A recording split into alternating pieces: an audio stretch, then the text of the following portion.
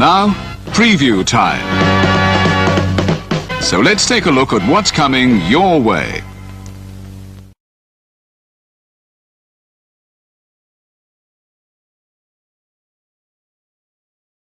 You ever wanted to come into a sports bar where the barkeeps know their game?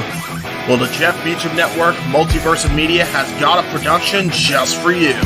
Sit down and relax as the stat boy and his partner break down the statistics in all things sports. Whether it's football, basketball, motorsports, baseball, hockey, soccer, professional wrestling, mixed martial arts, boxing, and much, much more. All are welcome. Your barkeeps here keep you up to date and in the know of everything going on in sports, while also having a pleasant conversation about it all. Your host and owner of the bar, Stat Boy Mike.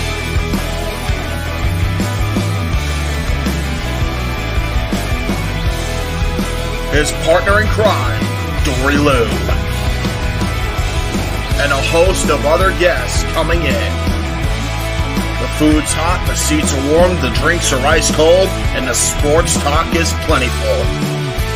Casa de 18 Studios presents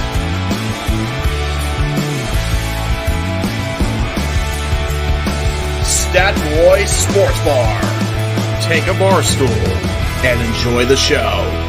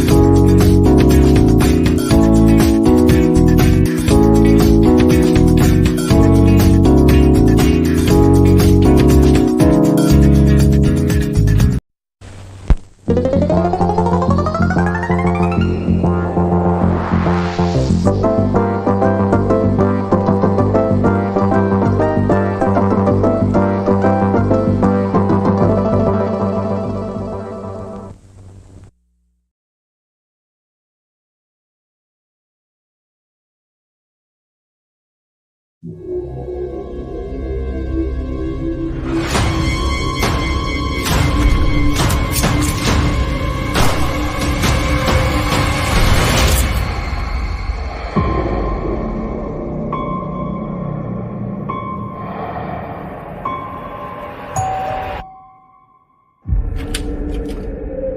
John, thank God. Williams, what the hell are you doing here? Myers. Is he dead?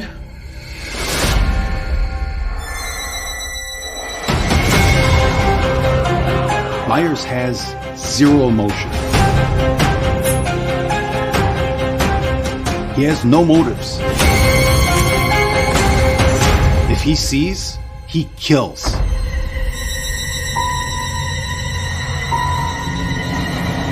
Tell the town to lock their doors. No one in, no one out.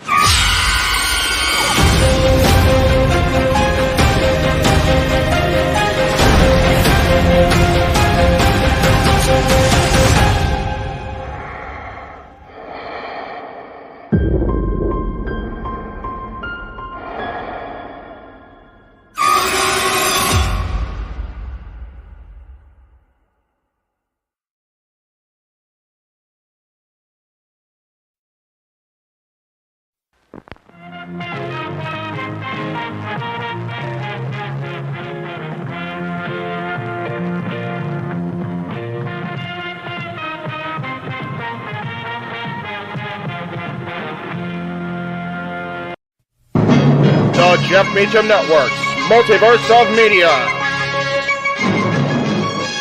For over 15 years, the recognized symbol of excellence and the standard bearer in coverage of sports and entertainment.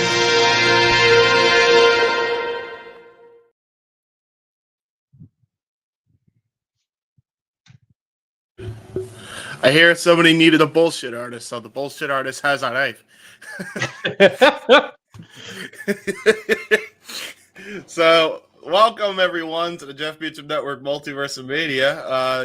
This is NXT. Walter is here right now. Noah will be here momentarily, and once he is here, I shall do the bow out. And but until then, we'll bullshit. Hi guys. Hi guys. Hi guys. So, what you guys got on tap for the NXT show tonight? I know the first thing was Thea Hell. I think it seems like it's just a talking segment. I don't see a match scheduled for her. Gotcha. Okay. So maybe she's gonna challenge Roxy Perez or make it official. And then I know official. Yeah, make it super official there. You got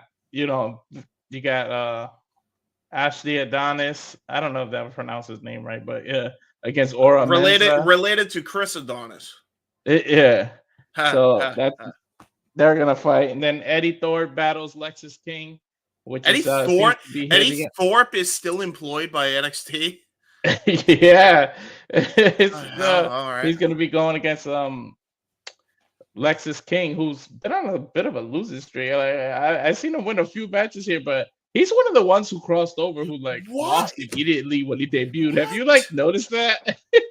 Has he really? Yeah, when he first came out, he lost his first match. Dude, how is this the second company where he goes and loses and kind of fits who he is as bro, and then gets taken to his place, but I get it. He wins when he needs to, though. So it's like I get it. Does he win? Does he win at all? Yeah, he wins, but I know he lost his first few matches. I was like, huh? And then booking. But then you got former partners Josh Briggs and Brooks Jensen. They got a no DQ match. I'm going to assume that's the dang main event. Wait, is that Chase Hughes the main event? No. Josh Briggs and Brooks Jensen. Because they've been going at it. Josh Briggs has been in charge of Brooks, basically. And the only reason Brooks was allowed to come back into NXT is Ava said that you're responsible for him. So Josh has been trying to keep Brooke in check, and Brooke has been going wild with attacking people backstage, which led to Joe Henry coming into NXT as Trick Williams' partner. So he's been saying, calm down. This is your second chance. You Gotcha. need to Okay. take it easy. And Brooks isn't trying to hear it. So now, like, they got to fight each other again. This is the first time that they fought each other. That So is that's fair. the no DQ match. So that's all that's there. But I'm sure there's going to be a few surprises thrown in there Gotcha. as things heat up for the next pay-per-view for NXT. Yeah. Cool beans. All right. Well, it sounds like it's going to be a fun show. For everybody that's watching in the chat, I don't know how many people are watching, but thank you all for tuning in. And again, Noah will be here momentarily. I believe he's going to probably show up at the 11th minute, as he always does, like right before it comes on the air, as he The 11th hour. Yes. So he'll be coming in. Once he's in, I'll be bowing out, and then you'll be having Noah and Walter calling the rest of the show. But I was told somebody needs the bullshit, so here's the bullshitter. So that catches everybody up to speed here. Did you, since we're got time to kill, now that you ran down the card pretty effectively, did you see the news clip of the fan that attacked MJF? No, actually, I didn't. Oh, dude, I didn't it's go online so too much funny. today. Oh, it's so Oh, funny. wait, And it's adorable. yeah. You're talking about the little kid? Yeah. No, it was Yeah. adorable. Oh my god, that was so cute. She gave him like worked punches. It's funny. Yeah, dude, it was so good. I didn't even remember MJF. The fact that Ospreay allowed it to happen, like it invited Dude, him. Ospreay is like, come on, and then she looks at her dad, and she's like, "Can I?" And the father was like, "Yeah." And then I love the idea is, can I give him the same gesture back? And the father's like, nah, that's where we draw the line. The middle finger is where we draw the line, not as Max put it, domestic terrorism is not where we draw the line. That was fantastic. We did talk about NXT for a little bit, Tommy, but somebody needed the bullshitter, so I'm just trying to make conversation for poor Walter here. People flaked on certain things that are happening, I guess, and Jeff had to be on camera for something else, so unfortunately he can't be here on screen. So I am on screen because I'm master of talking shit and just passing the time. Are you looking forward to the GCW card or what? Yeah, dude. Speaking of which, by the way, folks, something else keeps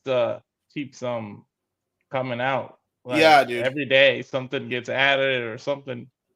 Yeah, folks. For those who don't know, Walter and I are going to be calling not only the UFC event that's coming up. I believe you said in Manchester, right? That's in Manchester. The UFC, yeah, it's in Manchester. Yeah. Leon Edwards versus Bilal Muhammad. So Edward versus I'm gonna butcher that last name. That's gonna be the main event of that show. We're gonna be calling that on Saturday. Sunday, we're gonna be calling GCW Bloodsport once again. That seemed to be very, very well. It was received very well on the Multiverse. There's a lot of NXT participation in that, and WWE participation in general. The Creed brothers are in separate matches, from what I understand. I know one of them is fighting Matt Wachowski, I believe, who had an impressive showing in the last Bloodsport, from what I remember. So yeah, this card's looking stacked, man. Like, and Shayna Baszler is fighting the girl, the master of the pink kick. Like, let's go, dude! I'm so freaking pumped up for that. There's a lot of good stuff going on that show. So if you want to see a true Forbidden Door, Bloodsport might be the place to go. I'll be real with you. Yeah, and I'm looking forward to see since we're on the NXT stream, what they build for the Great American Bash. Because they have a 2-week special, which will be on Sci-Fi. You'll see that it won't be me and it won't be Simply Reliable. It won't be me and Noah. It'll be JJ and Noah because it's a special. Not a PLE, but a special for NXT, so they'll be covering that. But yeah, I'm gonna assume Thea Hall. That's where Thea Hale is gonna get her title shot. Probably win too. I don't know if she's gonna be Roxy, but if she does, I feel like it might be time. And the reason I say that is because I think you could put Just put Roxy on the main roster already. She's more than ready. But do you just jump? Do you just jump without a roster? But I mean, without a draft. But then I just want Thea Hell to win because you know what has to do with Thea Hell wins, right? Yeah, that's what I'm saying. He has to get a chase T-shirt. Yeah, and then he's already pretty much like $90 away from having to join JCU. So we're not supposed to say how close he is. Oh, we're not supposed to say. I didn't know that. Shit. Sorry. Well, no one's not going to hear it. So everybody keep quiet in the chat. Don't say a word. Luckily, he's not here. He's not here. No, nothing was said, folks. Nothing was said. Yeah, everybody, thank you again for the chat. We see you in the crowd participation. Remember, if you want to dictate the conversation, super chats, as simple as that. Like we usually advertise all the time here on the Multiverse Media. But yeah, I don't know. Like Roxy, I feel like is so ready for the main. I know your argument. Do you rush her up? They've done it before. You could sign her to a brand. It's no big deal. Like, dude, in the 2002 draft, they did that all the time. Anytime there was a free agent, they just signed them to a brand. That was a whole storyline for Scott Steiner when he came into WWE. Like, he was like, hey, which brand will I sign to? SmackDown or Raw? And then he ended up choosing Raw after very weird segments with Stephanie that I'd rather not talk about now under recent. No, he had that segment as a matter of fact in the SummerSlam. Wasn't it SummerSlam where he interrupted Chris Nowinski and Matt Hardy and he said, "Give me the effing mic." It would have been Survivor Series though too. Yeah, Survivor Series. Yeah. That was unfortunately the most over he was ever going to be in the WWE at that point, which makes me sad. Yeah, and then he revived his career in TNA. I think Roxanne will do okay on SmackDown, the main roster, but I want to see the streak go a little longer, but we'll see what happens with her. I mean, I'm liking this whole side of her. This is like a whole resurgence, way different than her first run. Her second run has been a complete 180. Like to see her go heel like this and digging in. I want something unprecedented to happen. I really want some like a TNA person to win a WWE title and vice versa. Just to see, make it someone panic, especially there's rumors of these mid-card title things. That's one way you could do that. If you have a TNA person win a WWE, one of the WWE titles, then it's like WWE went into a panic and doesn't know who they can use for it.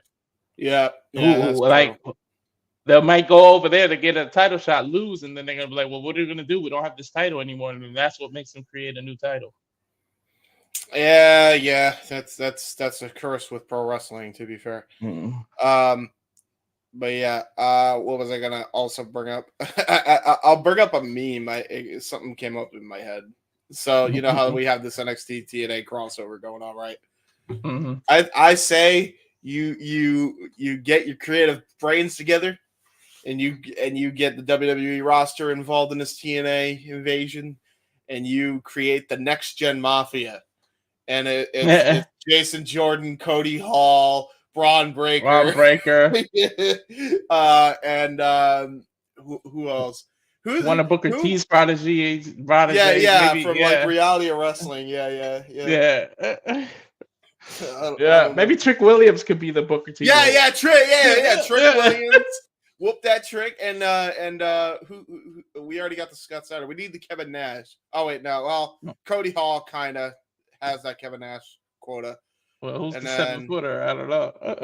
We got Jason Jordan, who's Kurt Angle's son. Totally not kid. Totally not in kayfabe. Absolutely real. Let's see. It's just one more. Who am I forgetting? Because in the main event. Oh yeah, Sting. Oh yeah, Stephen Borden.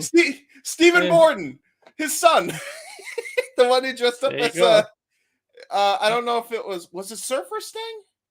Yeah, he dressed up like Surfer Sting. Yep. Yeah, there you go. Yeah, Next Gen Mafia, folks. There you go. I don't know. I gotta see if this continues and we get to the Survivor Series. I gotta see a TNA versus WWE brand supremacy match, like 5-on-5 traditional elimination between TNA and WWE. Like I don't know. I people don't get, know if they'll do it at Survivor Series, but I could see them doing a Worlds Collide event that leads into War Games. To be but I fair, would love it as Survivor Series. And then you book a couple of people that used to be in TNA, and then you're like, you can doubt whether they're gonna be what team they're gonna actually be on. Like if AJ Styles is in that match, you're gonna be like, does he rep TNA or WWE? Honestly, I would book the whole weekend, War Games weekend. Like that's what I would do. Like I would have Worlds Collide and you're main eventing with War Games, right? Mm-hmm. And you could do it in War Games, and then you can have Survivor Series, which also has the main event of War Games. That's what I'd do. I mean, that's my thing. Sorry, I'm giving out pitches for free. What am I doing? I'm giving out ideas, not getting paid for them. Listen to me. You do have to fill up that whole weekend though. Yeah, that's what I'm saying. Just make it just brand it as War Games weekend branding, pal, and then have Worlds Collide on Saturday, Survivor Series on Sunday. Boom. That's my suggestion. Take it or leave it, folks. Dana White said something about pay-per-views going back to Sundays, and I'm not really here for it. Yeah, it wasn't good then. I like Saturdays. Although to be fair, if Dana White was to go to Sundays, and we were to call a UFC event between you and me, that would be easier because then it's not going to bleed into open mic night. Yeah. So that would at least give us that. But yeah, then if you're got a 9 to 5 job, then it's oh god. But then I gotta call this event and I gotta wake up at ass early in the morning. And then the review gets screwed up. It's a lot. Yeah. The Saturdays is a beautiful thing right now, especially when they go across seas and they do the early ones. Oh yeah. Yeah. Oh, by the way, what time? So is that show early because of the UK time difference? No, as far as I see, it's scheduled regular. I can make sure. Time? Yeah. Let me just double check. What is it? A pre-tape, and then they're gonna air it over the States, or are they? No, it's a Saturday 10 p.m. So yep, we're gonna go. They're gonna air it. They're gonna have this thing go on in the UK at fucking 2 a.m. in the morning. Yeah. What the fuck? Yeah, you wouldn't believe it what they do out there. I don't know. Nah, that's crazy, dude. That's wild. I mean, hey, shout out to my bruvs over in the UK, right? Gonna stay up for an MMA show. They're used to it because they suffer for our regular pay-per-views. Yeah, but what the? I don't know, man. That's a bit rough. Yeah. Then again, it depends on where they're doing it. You said Manchester, right? Mm-hmm. Yeah, never mind. It's gonna be 3 a.m. in the UK, man. 3 a.m. Yeah, that's UK's equivalent to the city that never sleeps. So, and 5:30 a.m. 5:30 a.m. UK, the main event will probably happen. Yeah, probably. But yeah, thumbs up this video, folks. As Matt Helm said, yes, agreed. Thumbs up. Imagine the toll that takes on the fighter themselves having to stay up that late to go fight. Oh yeah, dude. Leon's used to it. He's from UK. That Bilal Muhammad is not. Yeah, right. No, exactly. No, it's just wild, man. It's just a wild time in combat sports, industry wide. I think at this point, I can't wait. I can't wait for the UFC event. I can't wait for the Bloodsport event. Wait till we start getting UFC WWE crossovers. It's gonna eventually happen. I mean, if anything, it's probably going to happen at GCW. They're going to beat us to the punch. They're going to put Jorge Masvidal against fucking I don't know who's it's got to be somebody who's not active, and they got to start training now to get the WWE style wrestling down. Well, not necessarily if it's a Bloodsport deal. If you could have Jorge Masvidal do Bloodsport, I think. But I mean, Ronda did pretty quickly. She caught it and Kurt Angle and those people. So yeah, and then she lost it. And then she lost it. Yeah, let's not even kid. She lost the passion more. Yeah, she did. But no, the Jorge Masvidal. I feel like who would be the best opponent? If you had to book a UFC WWE, I feel like Jorge Masvidal. Who would be the perfect opponent for him? In the WWE side of things. It could be anybody on the roster, even NXT. Jorge Masvidal. Yeah. He's a good talker. I'm trying to think of who. That's what I'm saying. Like the promo battles, like that's your main event if you have Jorge Masvidal in there. I think. Yeah, I don't know. Like I'm thinking, I don't know. Like Like if it was AEW, I'll say like MJF because it's just the talking battles. But yeah. If it was AEW, I'd say the same thing. Yeah. I mean, you could fucking throw it at AEW. They fucking include AEW talent on these shows too. It could be AJ Styles. It could be. You know what would be interesting? Who is? I don't know. Like I feel him versus Ludwig Kaiser would be a decent one, but then again, he's not really a mic talker. That would just kind of be a decent match in that style. Gunther.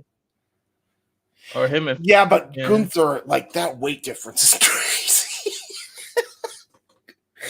He's a fucking ripped brick shithouse, Gunther. I don't know if that would work.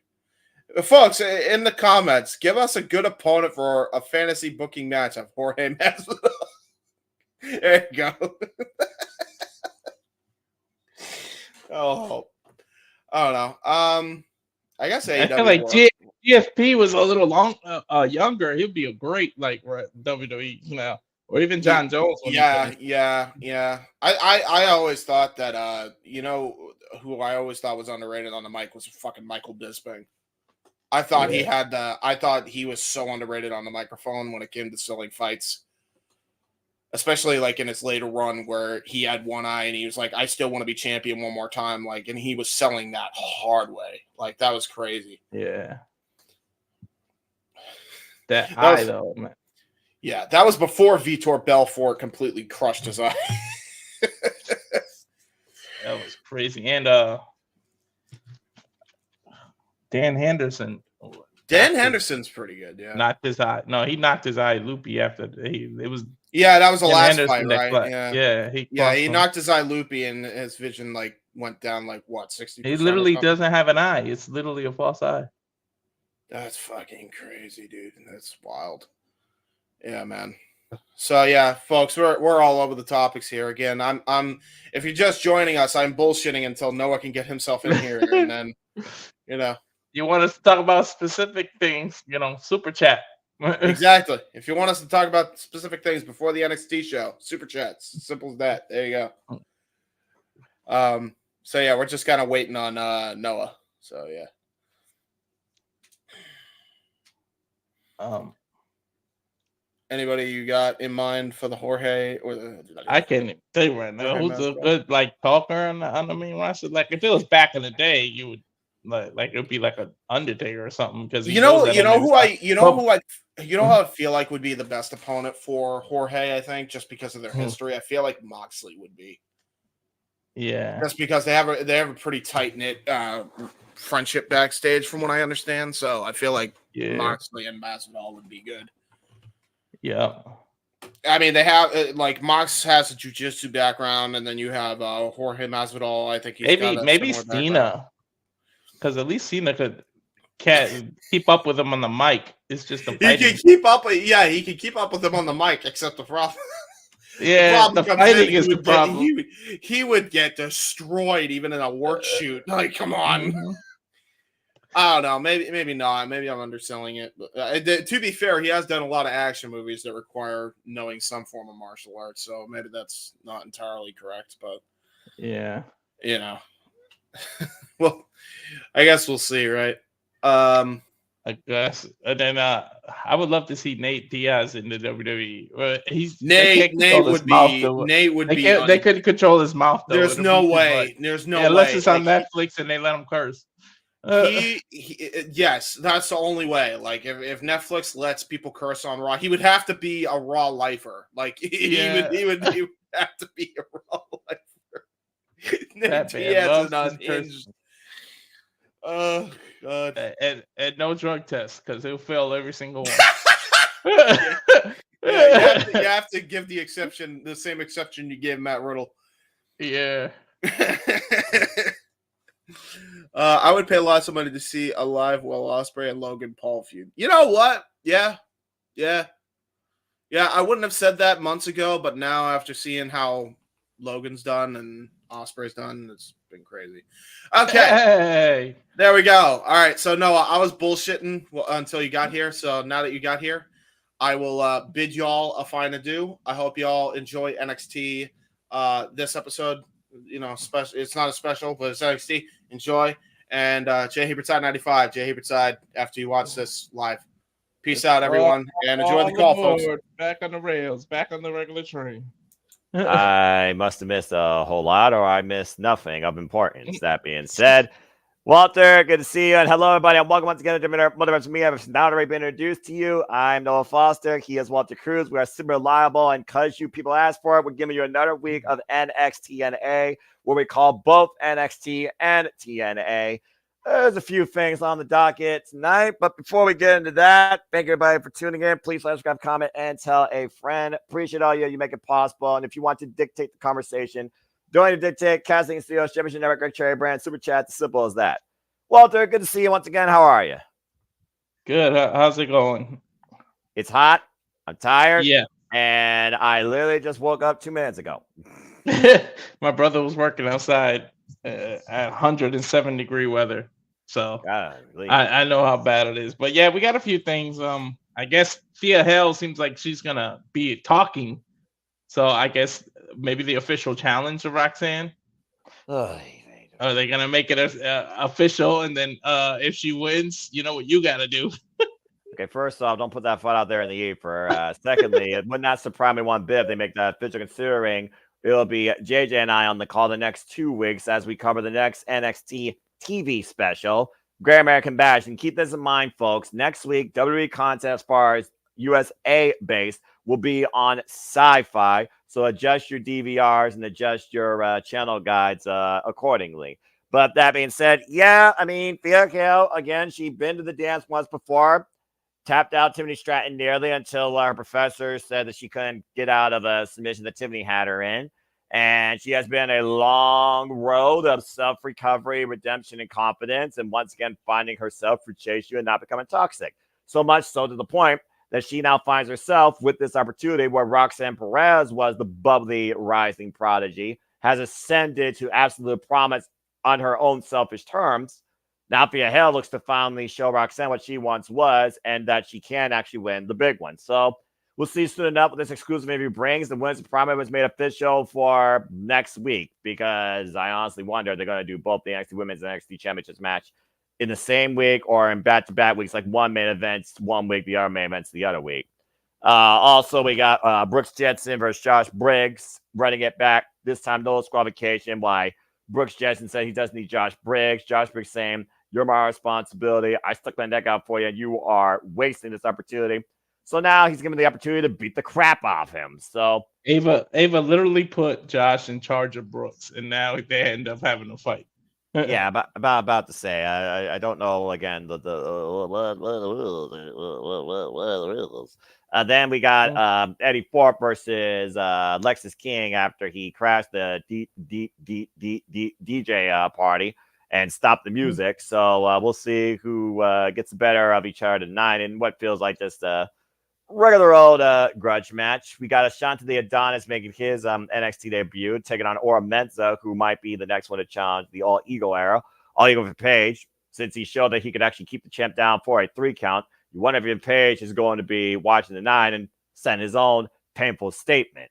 And last but not least, we also have Winston Clare proving herself towards North Dakota Ketchuk in one-on-one action, and that's what's known so far on the docket. So again, it's very simply put, TV wrestling.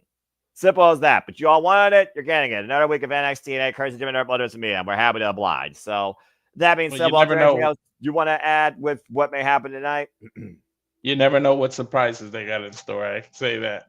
Well, we didn't expect a certain commentator to come last week, so that's true. And as the saying goes, you never know what may happen on a Tuesday night, even though it's more unpredictable on a Thursday night. Of course, we'll be covering the Fallout Summiversary this Thursday, folks, with TNA Impact. But that being said, as we have the stars aligning once again, where we remind ourselves WWE truly with us is then now, forever. And of course, we're all in this together. Walter, JMN Multiverse Media, let's do this. Nat, Daniel, Hassan, good to see you. Chris Lair. And there you see Alexis or Mercedes-Benz rolling up. And look who's here. Nope. Well, again, Trick Williams, who's been trying to find his way back towards the NXT Championship, but looking for advice and guidance. He just randomly drives with no shirt. And right now, Sid Alexander wondering what Trick's doing. I want Ethan Page, he says.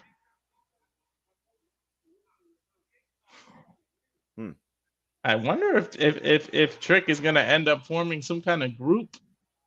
I mean, they're straight for numbers, but for now, he's wasting no time. We're kicking things up with the former NXT champion. Looks like he's got something to say. I get. Oh, Jesus. Even without the championship. Oh, yeah, man. Even without the championship, you can't help but whoop that Trick, can you, Walter? No, man. That is so. It's just so over right now. I think whoop that Trick and I Believe in Joe Henry, the two over theme songs right now. That's probably a fair point. Well, let's hear what's on the former champion's mind. Definitely looking to whoop that Trick. What sort of trick he's looking to whoop ahead of Great American Bash? All right, let's talk about it. Got promo here. This loser's tire hasn't been the same. Lost a piece of himself. Taught some OGs. All that one thing. Ethan Page. You're going to see me again. You know it's serious when they remove the sunglasses. Well, considering I'm an individual that tends to do that myself, just with these at times, when you want my ranty comments, I can understand where you're coming from. Oh, wait a minute. Cedric Alexander now coming in. Cedric Alexander, who just literally came down to NXT, a former cruiserweight champion.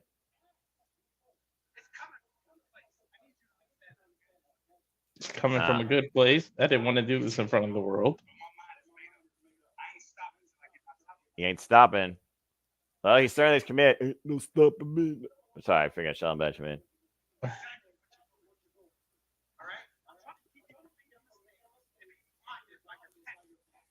Being blinded by your passion.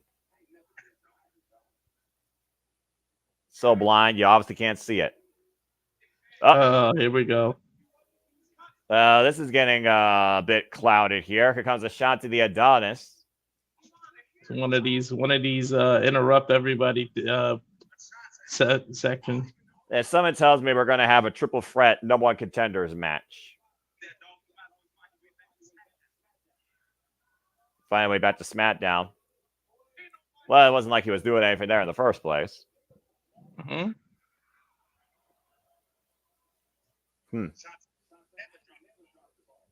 never dropped the ball. Dang. That was a dig.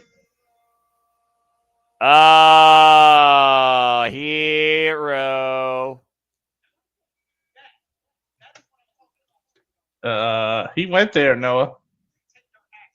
Again, letting emotions dictate your actions. He did go there. And again, no lies detected.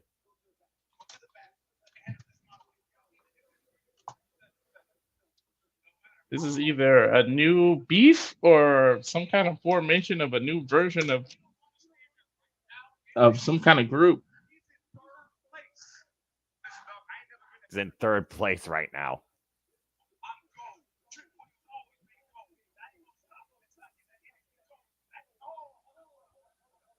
Okay. Okay.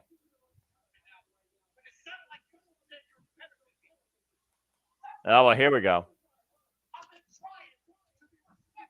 Trying to be respectful. I mean, again, Cedric is also the newcomer, so honestly, Cedric is kind of beneath Trick Williams. He came down back to NXT. And unlike these two gentlemen, Trick Williams actually won the big one. Trick is head and shoulders above both of them, and I don't mean just height.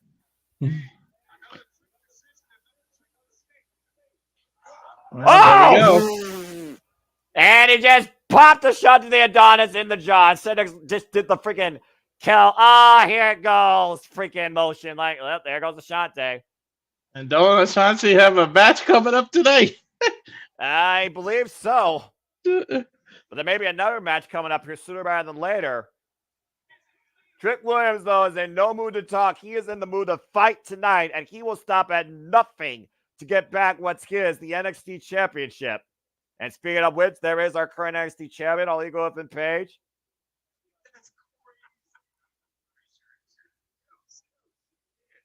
Behemoth by, don't know who these two are. About to say, he says none of this bothers him. It's wild to me.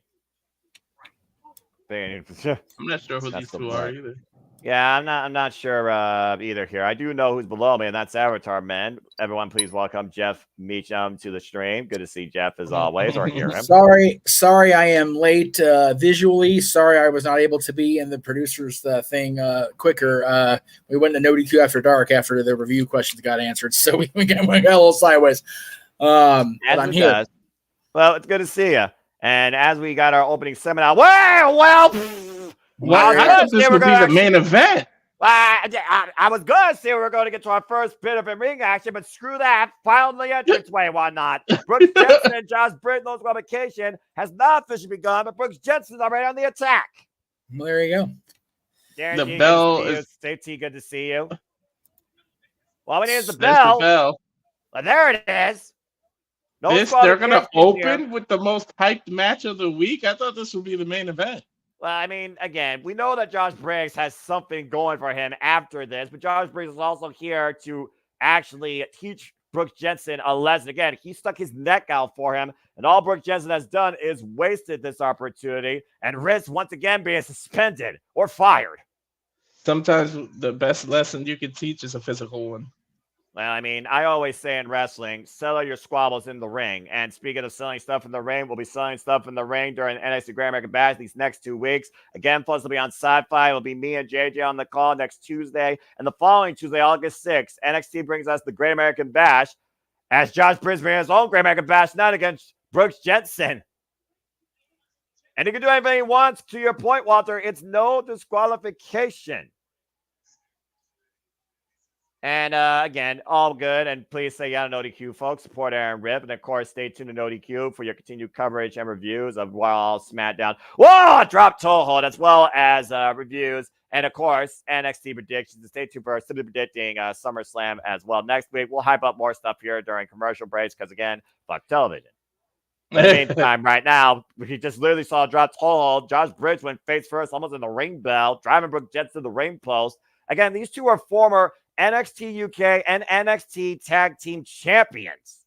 Oh no! You can tell by the way they're. God! You can tell by the way they're dressed. They didn't come to wrestle. They came to fight.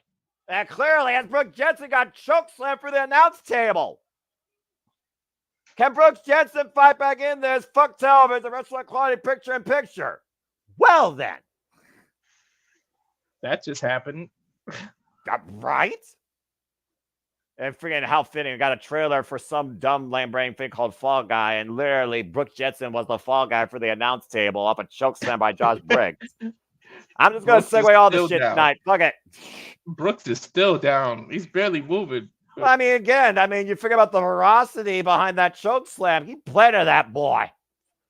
And Josh Briggs, again, furious, coming off the fact that he lost the NXT North American Championship in a triple threat match against Dijak and Obafemi, who's still the ruler of NXT. And thinking about Great American Bash, we got to wonder who's going to try and oppose the ruler next. If either of them have their way, they might not make it to Bloodsport. Yeah, I'm about to say.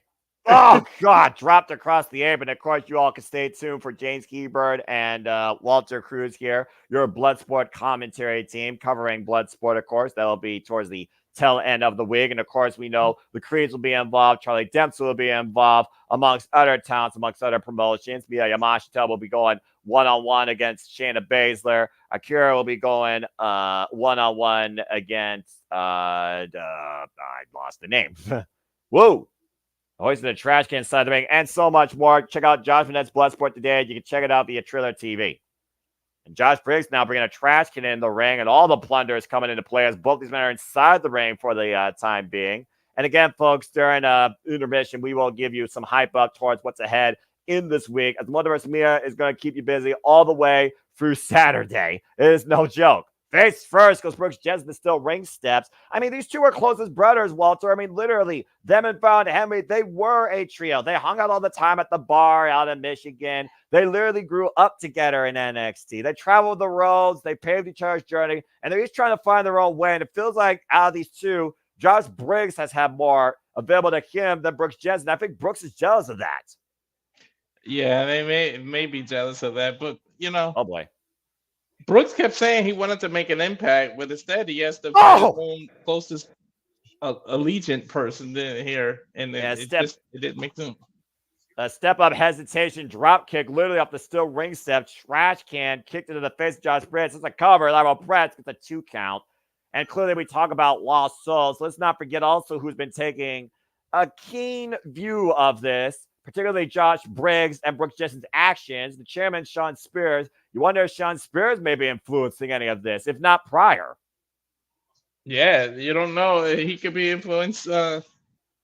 Behind the scenes as a recruitment, you know, how he's been acting lately. But I mean, Ava must be keeping a close eye on this as well. It's like, I brought you back, and this is how you thank me.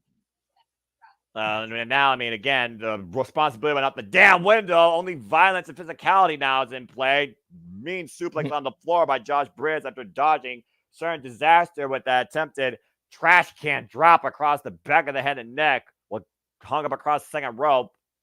You see Josh Briggs right now a little bit unsteady. Now bringing Brooks Jensen back into his feet and bringing it back inside the ring. And we talked about before which man right now needs the win here more. As we are back here in NXT, of course, Josh Briggs' future involves going to Pro Wrestling Noah and competing in the M1 victory. And you see the eyes, look at the eyes of Josh Briggs and Brooks Jensen right now. These are not two brothers in friendly competition. They got to go another hour and a half commentating without a table here, Noah. I'm sure somebody will fix it or get another one from IKEA.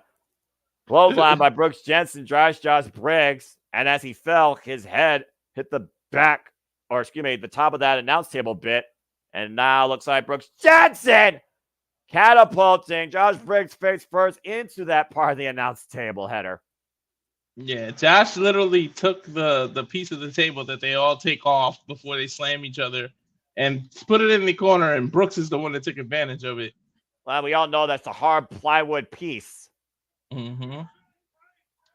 Yeah, but Brooks better stop focusing on Booker T and focus on his opponent.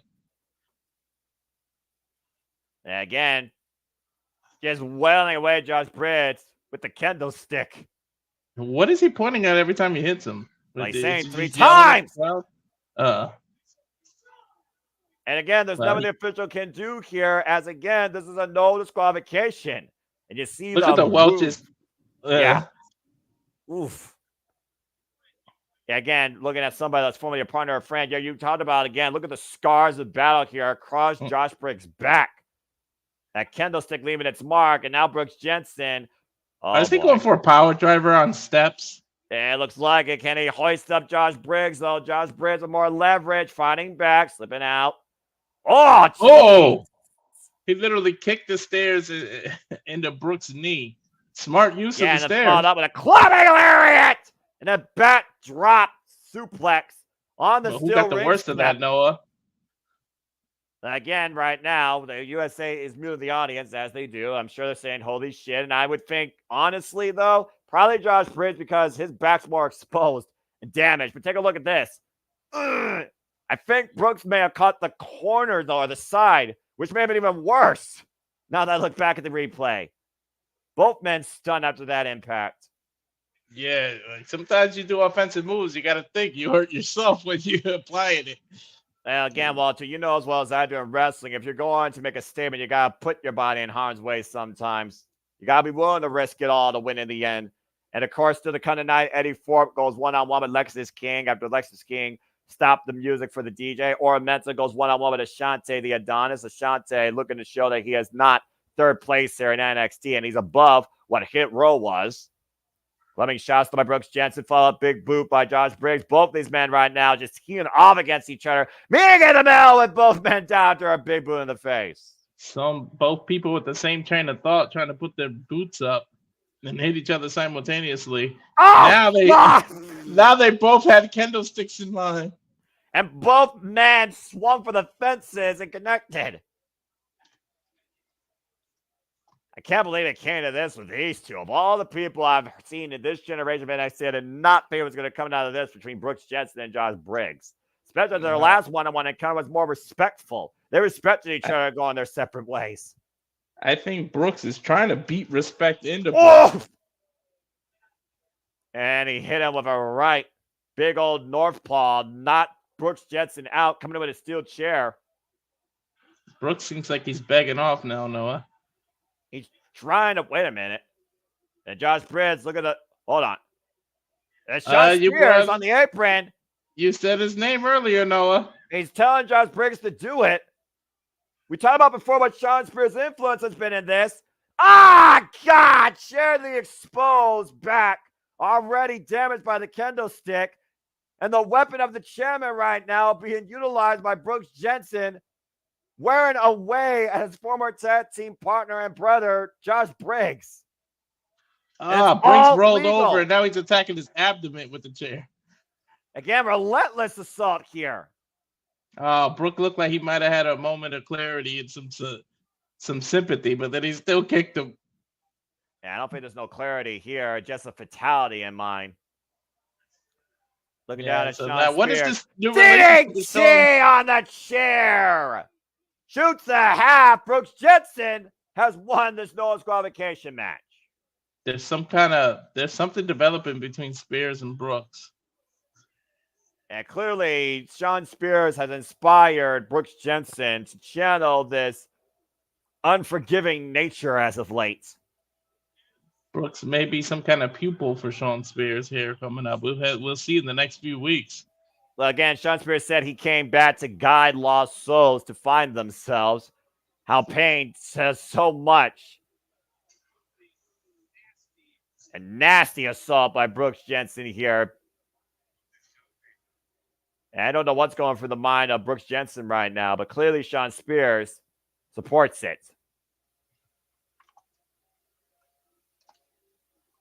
Josh Briggs left broken and defeated and a little bit surprised. Go backstage now to one of half our NXT tag team, or excuse me, both our NXT tag team champions. And the Rascals in full. What's this about? Well, considering the Rascals did win a trios match last week, they won a trios match Slammiversary, and Zachary Wentz and Wesley are former NXT tag team champions, while Zachary Wentz and Trey McGill are former TNA tag team champions. I'm not saying long, but we may have a tag team match on our hands, players. You might get to be able to call that a Great American Bash with JJ. Hey. I mean, it could. Or it could happen tonight. But as I say, it's two of them, three of the.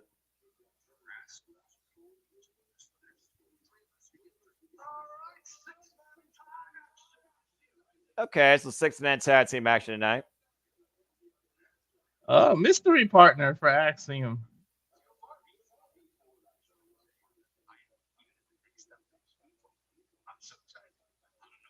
Axiom apparently is in the WWE Speed Tournament. I guess that's an accomplishment. I think that's a demotion, honestly.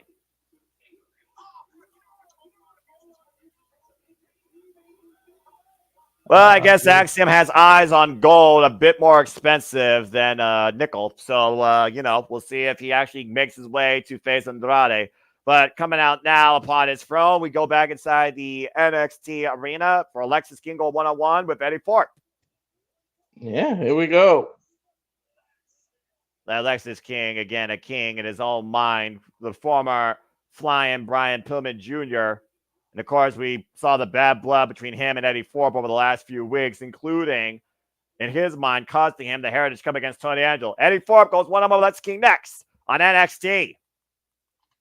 Well, as we got a full commercial, I just want to once again remind you all that next week, your content from WWE on USA Network for Monday Night Raw and NXT will be on Sci-Fi. Please check your channel guides and adjust your DVRs accordingly. And of course, we'll be covering so much here this week in the multiverse of media, as we're going to be on your screens virtually through the day, through Saturday. Tonight, we bring you NXT. And of course, the multiverse of media has so much more to come. Tomorrow, you get Luck of the Draw, courtesy of the Greg Cherry Show. It's a special edition, Wednesday, July 23rd, 7 p.m. Standard Time, 4 p.m. Pacific. And then we immediately shift into AEW's most dangerous environment as they bring us Blood and Guts. And that'll be tomorrow night, Wednesday, July 24th, 7:30 p.m. Standard Time, 4:30 p.m. Pacific. We'll then shift gears, of course, Thursday night into the dads. Not always on wrestling, but on wrestling this time. Talk about the top 10 to hold both, keyword, both championships, not at the same time, but to hold both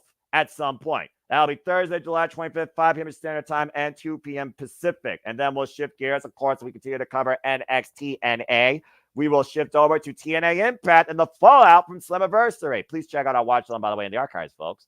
TNA Impact will be covered once again this week, Thursday, July 25th, 8 p.m. Eastern Standard Time, 5 p.m. Pacific. We'll be going off the Insider commercial-free stream with a 30-minute hype-up. As we shift gears after that to cover all the wrestling, we will do some predicting for this week's pay-per-view special, courtesy of Ring of Honor, Death Before Dishonor. Stay tuned for that, moderated by me, and who knows who may join me with Cinema Predicting, Ring of Honor, Death Before Dishonor, Thursday, July 25th, 10:30 p.m. Standard Time, and 7:30 p.m. Pacific. As we move into Friday with our coverage of Ring of Honor, Death Before Dishonor, that will start, of course, Friday, July 26th, 6 p.m. Standard Time with the 0 hour, and 3 p.m. Pacific. As we move into Saturday, Walter Cruz, this is your baby. You're, of course, be covering UFC 304, headlined by the World Welterweight Champion Edwards taking on Muhammad for the second time, as well as the interim heavyweight championship on the line between Aspinall and Blades 2. That's Saturday, July 27th, 9:30 p.m. Eastern Standard Time, and, of course, 6:30 p.m. Pacific. I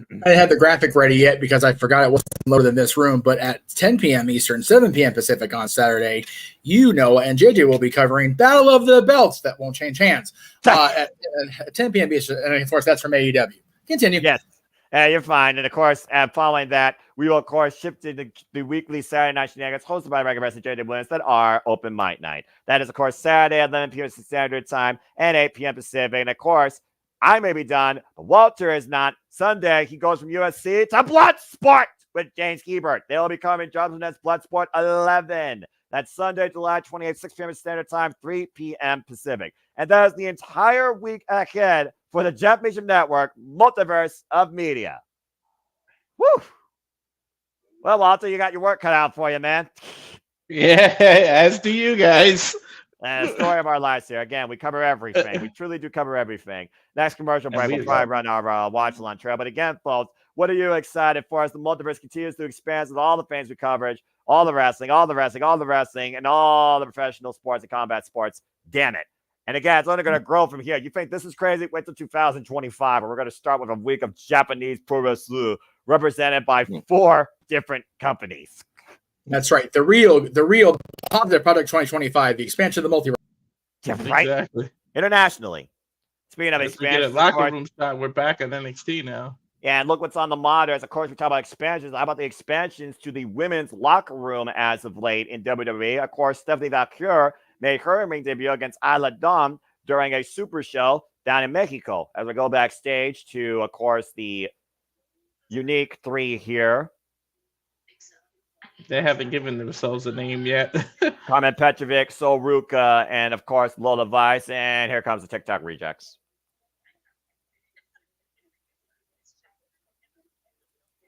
And it looks like right now we might be wondering who's going to lobby for the women's tag team championships. In case y'all forgot, yeah, those are still a thing. Yeah, I know, right? They haven't been defended or showcased or in a match since Clash of the Castle. Yeah, I remember that too. Pepperidge Farm remembers as well. Good cookies. Of course, Isla Dawn and Alba Fire still hold those titles. And honestly, amongst these women, you might be looking at future challengers.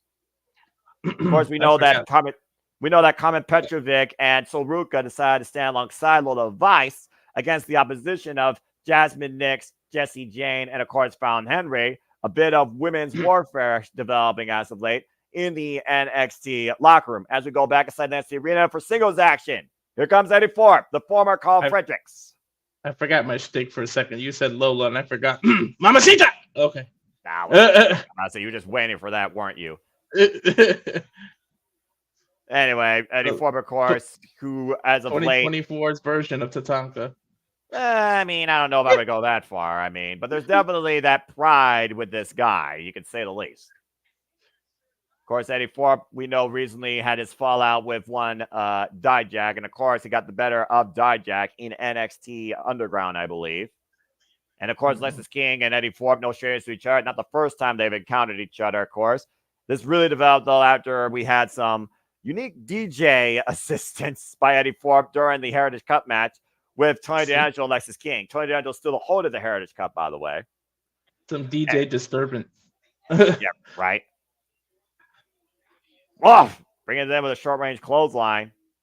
And, of course, both these men probably lobbying for cover, kick out one. Probably lobbying for another chance to get the Heritage Cup or for a future NXT championship. Of course, again, we talk about who could oppose the ruler and who might be waiting for all egos. Again, I imagine all the titles will be on the line during NXT Great American Bash, which again we'll cover here over the next 2 weeks. Good to see Big G here. And again, Big G, I'm with you there. NXT&A, the Rascals reunion, MSK, Rascals in full. Again, tremendous showcasing against No Quarter Catch Crew in victory at Multiverse. And again, folks, you can watch that in the archives here at JMN Multiverse Media, where it was me and, oh my goodness, and Walter Cruz on the call. Speaking of tremendous, that clothesline out of the corner, but that kick Lexis King to the back, and Eddie Thorpe got right up. Well, I mean, again, that probably was just one of those instinct reactions. But then again, when you're a former student of the LA Dojo trained by Katsura Shibata, you know how to endure a bit of pain. You know, as we get a chop fest in the corner. Snapmare. You know, they said don't headbutt a Samoan. Don't get in the chop fest with a Native American. Kick that too. And just one of those things right now where you wonder both these men are just lobbying for some sort of position here in the NXT environment.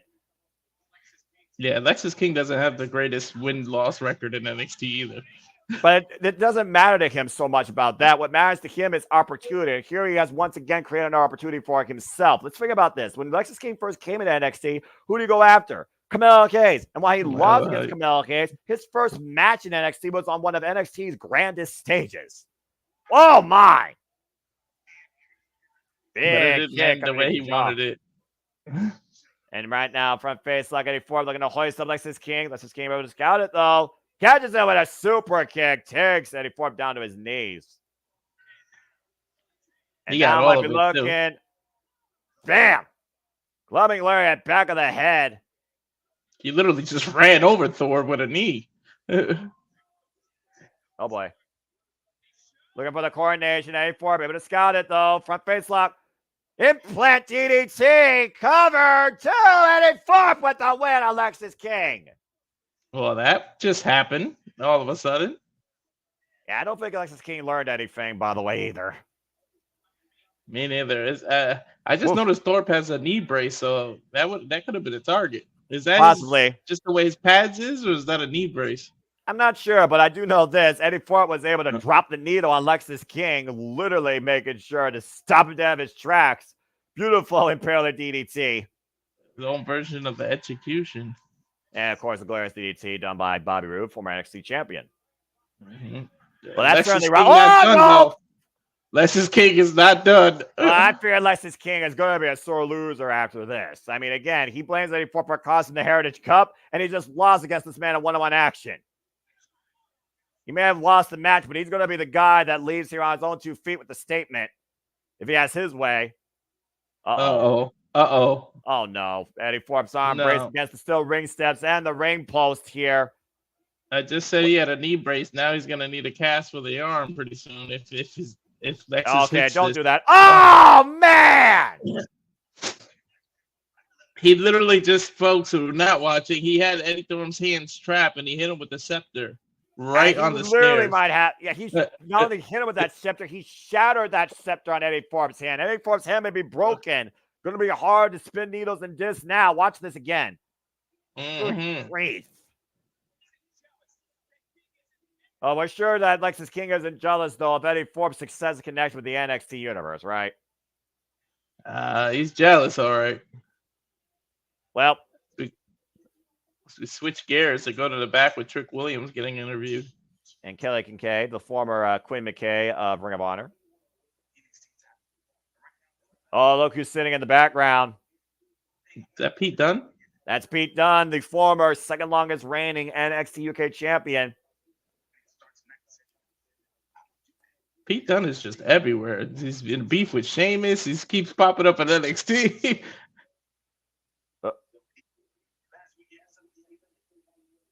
Oh, boy. Pete Dunne slowly saying, just figure it out. Yeah, what is this about? I'm trying to figure it out, Noah. I'm not sure if Pete Dunne supports Trick Williams in this pursuit or wants to try and get in this pursuit himself. Well, anyway, as we go back inside the NXT arena for more action, looks like our Meta now will be in singles action. Not a fan of the metaphor, but I do like that entrance. No, I still hate the group. Or Mensah, of course, who has been literally on this hit and run as of late against our now current NXT champion, Eagle Page, ever since he was the first target assaulted by our Eagle when he first arrived in NXT and wasn't even signed yet and took out Noam Dar indefinitely. Probably the greatest thing to happen. Or Mensah goes one-on-one with Ashante the Adonis next year on NXT. I'm not a fan of the group, but I can take Lash. Take Lash out the group and make a star out of her. You know what? As much as I hate to say it, you are kind of right. She does have the most potential. And for our Iron Survivor Challenge last year, showed us anything. I imagine that's going to happen again this year when NXT makes NXT deadline official. Of course, we know what's official for NXT with Halloween Havoc and No Mercy. But speaking of what's official, Wiley, Big G's got a question here. If we see MSK winning tag titles in their future once again, let's answer on the other side of this commercial break where we're going to show you now what the Multiverse media is about to cover for the rest of 2024 into 2025. Don't have an updated watch along from him yet. That's you have to go ahead and show what you got right now. You have to be specific on which tag titles because they're involved in two companies right now.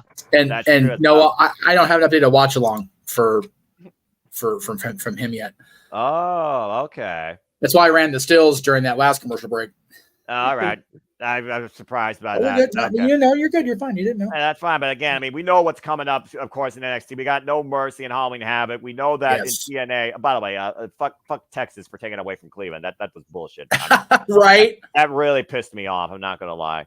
Of course, we got Emergence and Victory Road. We still don't know the date for Bound for Glory. We know, though, we got Turning Point. And apparently, according to TNA's website, Final Resolution now has a date as well in December. Yes. So, of course, WWE, we know right now we got Bash of the Berlin. We got SummerSlam coming up. We know that we're going to have Bad Blood. We don't know the date and the setting yet for Survivor Series, but I imagine will be the last PLW year. And we also got Crown Jewel. Who gives a shit about that? We also, of course, got to bring up on right now. Depth for the Summer coming up. We don't know about Final Battle. AEW, of course, they literally got all the pay-per-views together. Good for them. We got AEW All In, AEW All Out. Thankfully, not back-to-back weeks. God bless it, man. Thanks for having some sanity. We got Wrestle Dream, Full Gear, and of course, World's End. And that literally covers the main 5 companies at this point. So, yeah, and then, we go from World's End on the 28th. We've got a couple of our usual streams to round out the year. And then, man, once January 1st hits, New Japan goes, all right, you guys want to work? Well, I mean, Pro Wrestling Noah's New Year is January 2nd. Then we got Stardom and Jericho January 3rd. Then we got New Japan Pro Wrestling presents Wrestle Kingdom January 4th. And then we have AEW, Ring of Honor, CMLL, Stardom, and New Japan Pro Wrestling all under one roof. Bringing us Wrestle Dynasty January 5th from the Tokyo Dome. And then we got New Year's Dash on January 6th. And we still got some UFCs coming in November. John Jones versus Stipe Miocic. It is planned. You got September the Fiesta with all the Spanish with Sean O'Malley coming back. UFC's on fire too. But anybody else miss Armageddon in December? I miss Armageddon. Right. I don't know. It's a unique question. Of course, it's the summer of tournaments across the Japanese wrestling scene. Pro Wrestling Noah's M1 Victory, Stardom has the 5-star Grand Prix, New Japan Pro Wrestling has, of course, the G1 Climax. I believe Dragon Gate has their own tournament as well. And so, again, right now, you've been following the G1 Climax like I have. Konosuke Takeshita has been very phenomenal. He is currently 2 for 2, while Zack Sabre Jr. is my front man to win the whole thing. He is currently 3 for 3. So it's been a very great tournament so far. There's been betrayals and Stardom with Konami returning to Edo Tai. How dare she? So I just been enjoying Japanese professional wrestling. Damn, I watch all the wrestling. That's right.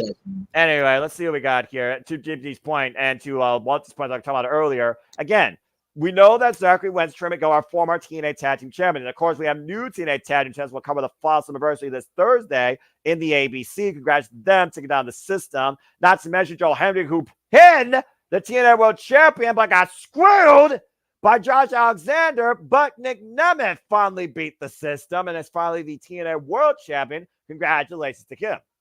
As we're back here live on NXT for somebody trying to be more valuable than what Hit Row was, more cheaper than THQ Saints Row property, Ashanti the Adonis goes one-on-one with Ora Mensa.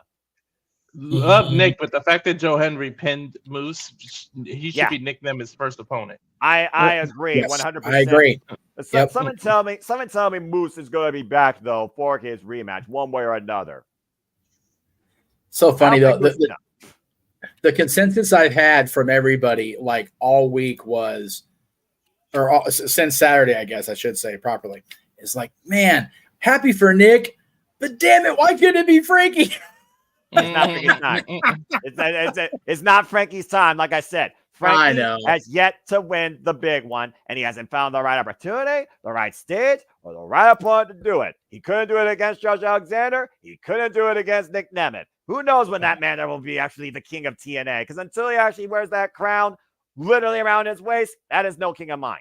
But still an incredible effort. And then what a pay-per-view, by the way. That is one of my top shows. Finally got to go back and watch it with you guys' call.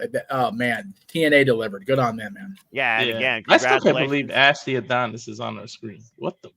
Well, you know, it is what it is with this match. That's more filler than your, bargain bin jobber match on Explosion. Oh, Than a Hollywood star's lips. More filler than that. Well, honestly, that's probably more entertaining than this. Up and over or Mets on the apron.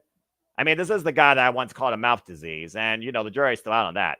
Oh, whoa, we got hung up. Yeah, he got hung up big time, and it also made official later tonight. Trick Williams goes one-on-one with Cedric Alexander. Should be a much more competitive match there with the former NXT champion, the former NXT Cruiserweight champion. As Ashanti the Adonis right now, putting the knees to the back of Ora Mensa. And we know that Ethan Page is in the building. You got to wonder if Ethan Page is going to come out here at some point and make a statement against Ora Mensa, attack him from behind. Is Ora Mensa a threat towards him and his NXT championship, especially if he wins this match? I know. Thanks to Ethan, the Meta 4, now the Meta 3. Well, it still needs to be completely gone, but in my opinion. Yeah. I might have to thank Ethan if he ends up breaking this group up. Hey, you did say there's something behind that smile. I'm just saying. Exactly. Big G saying he's ready for Bloodsport this Sunday. The Queen of Spades, as of course we always talk about. I met her live 2019. Wonderful individual. And of course, Bloodsport again this Sunday. And again, covered here by Ashanti the Adonis. Gets a 2 count. And we did, like I said, Safety, we don't know yet. I got to imagine they're going to announce that after SummerSlam because that's the last of the big 5 left this year. And something tells me I'm going to see a unique ending to that show live in Cleveland. Just saying. Scoop Slam by Ashanti the Adonis. And of course, you will see, I believe, James, JJ, and Walter on that call for SummerSlam. So please follow the Multiverse Media here, folks. And I will miss you all while I'm at the Cleveland Browns Stadium. I took us out of the ball. The schoolboy. 2 count by Ora Mensa. Forearm smash here. I'm shocked that you were still able to get tickets. You'd be surprised how many tickets are left. They say sold out. These shows are never sold out. You kidding me? Whoa! Rolling Kappa kick by Ora Mensa. Hey, remember the big Boston AEW? I got tickets, 2 days before? And God! And Ashanti the Adonis just ran through Ora Mensa, clubbing shot to the back of the head. What was that? He went for a neck breaker, let it go, and then just clubbed him to the back of the head. It sounds like he was going for a fake out here. Again, literally just throwing his arms for Ora Mentz's face. And Shante Adonis right here trying to give an impressive showing in his NXT return. You need to focus on your opponent and not the girls. Well, I mean, again, when you look at the type of individuals we got here, nothing's off the table. As Ashante just lost his base. Or Menza bringing it down hard from the top rope. It's hard to ignore, but unless you want issues with Trick Williams, I would ignore. Springboard single drop kick to the side of the head, and right now teeing off. And a scissors kick there. Taking a shot of the Adonis down off the second rope. Perpetual motion by Menza. Beautiful moonsault. Nice. Goes for a kick to the back of the head, but misses. Yeah, Shante able to scout it, though. Messy stun gun across the top rope. Planted! Spine buster, cover, Shante, 2 count. Beautiful spine buster. A la Arn Anderson there. Yeah, I'll admit, great execution on that. Still not enough, though. Menza's showing me a lot here tonight.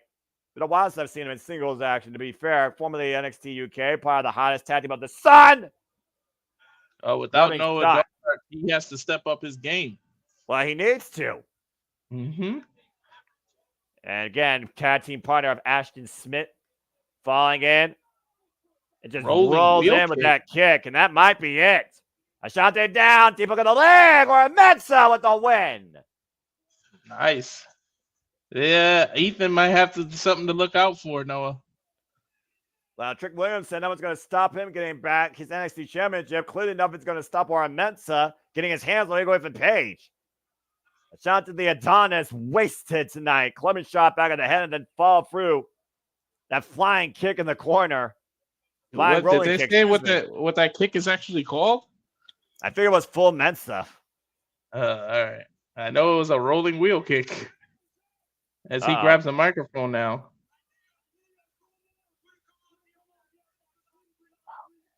I can't take it serious when he talks. It's just something about the accent. Well, I mean, again. 2, 3. Okay, count to 3. What is it? 1, 2, 3 kid reunion now? Well, I mean, he got 3 seconds on the champ last week. It was a hell of a visual. Or Menza looking to be NXT champion. Sending a clear message to all Eagle and Page. What? I saw what you did. Oh, Winston Clare. Tony D'Angelo, of course.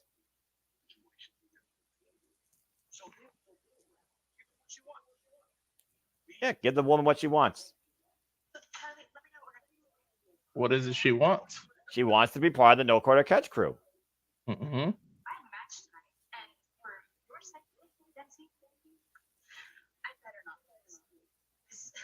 Well, Winston Clare might expose dirty laundry if she loses tonight. Well, she did see something in the trunk a couple of weeks ago. Hey, sometimes blackmail is the best way to get ahead in this business.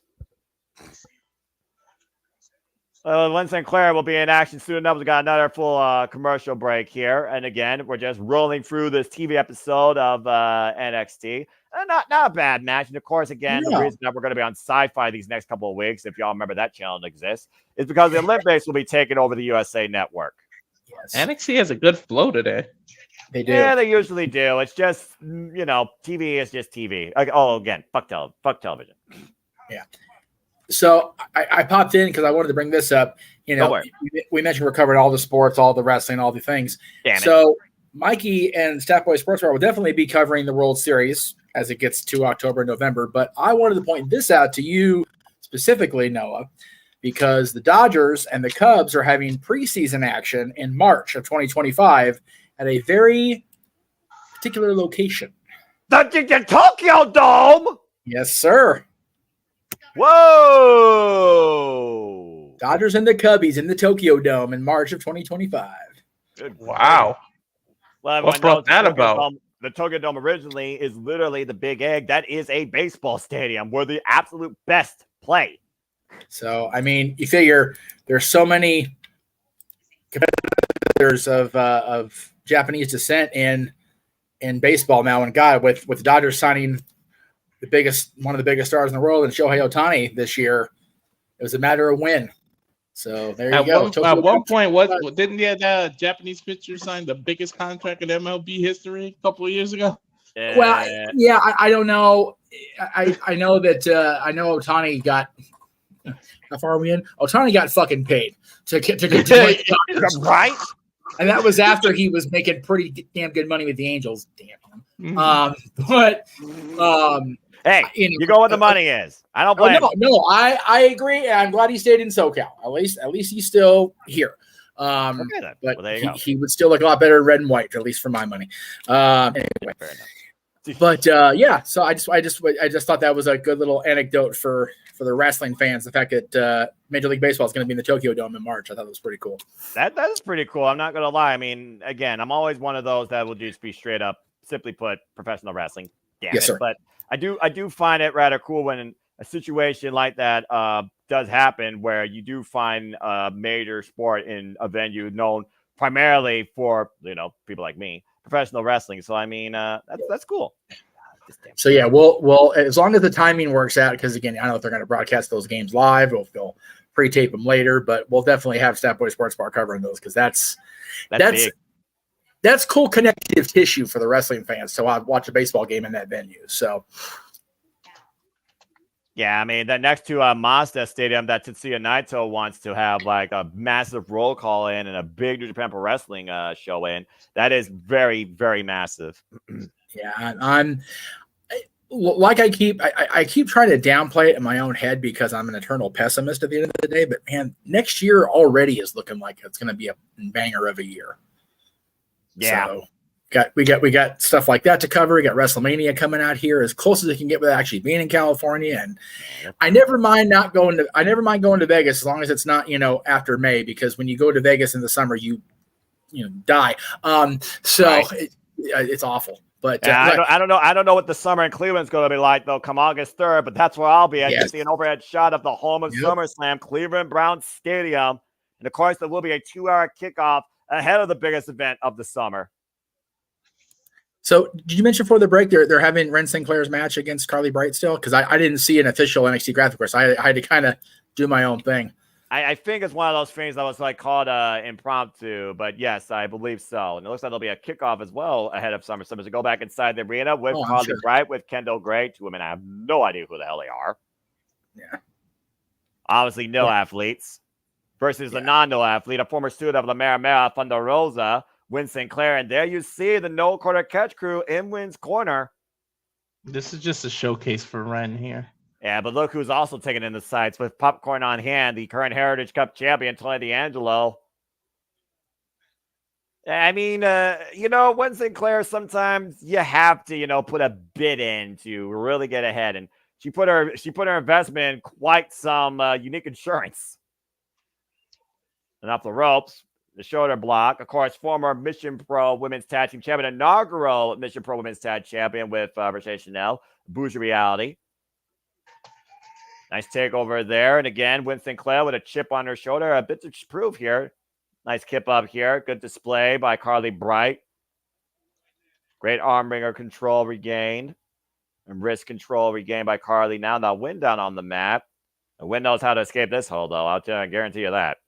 The head stairs. I like how Win, though, is trying to approach this with a catch cam style in front of the no quarter catch crew. It's more than about winning. It's about showing how she wrestles. Now looking for an ankle lock of sorts here. Lock. They're turning her over, but again, Carly Bright with that gymnastics background. Again, for those that don't know, Carly Bright is part of the NIL, the Next in Line program, the future wrestlers, WWE superstars of the business, straight out of amateur, collegiate, athletic backgrounds in other sports such as track and field, volleyball, boxing, fighting, gymnastics. Of course, you saw what two gymnasts did back at Heatwave with Saruka and Kalani Gordon with zero wrestling experience. That was one of my super matches of the year. That was extremely impressive. Impressive move here by Maddie Wazowski right now, working the lower back and the chin lock applied. It's sort of a surfboard here, almost a surfboard here. And she's got her all tied up. And Carly able to roll nice through, though. And trap of the arm. Nice counter here. Might be looking for her own clutch. And a cover. Whoa. And Carly nearly got Win Sinclair. 2 3/4 there, Noah. And that was a great clutch cover there. Shades of Zack Sabre Jr. with the way she transitioned. And once again, going back to the arm, left arm control, Irish whip. Carly Bright sent into the ropes. Still to come to 9 in tag team matching. Common Pettiver and Soruka go up against Last Legend and Dakara Jackson. Each team putting their bid towards maybe challenging for the WWE Women's Tag Team Championships. And again, we talked about the action in this women's division heating up. Trios, turmoil, warfare developing. You got to wonder if Fallon Henry and Jesse Jane, and Jasmine Nix are going to be watching on. And Win Sinclair with the cover up the Bulldog gets a 2 count. It's interesting how they got all these groups coming together in women tag teams when you already got rid of the NXT tag team titles. You should have never made it under. You should have never combined them with the WWE. I'm just going to say it as the day is long. Women's tag team wrestling still doesn't matter. Look at the single near leg, and Charlie puts Win Sinclair's foot on the bottom rope.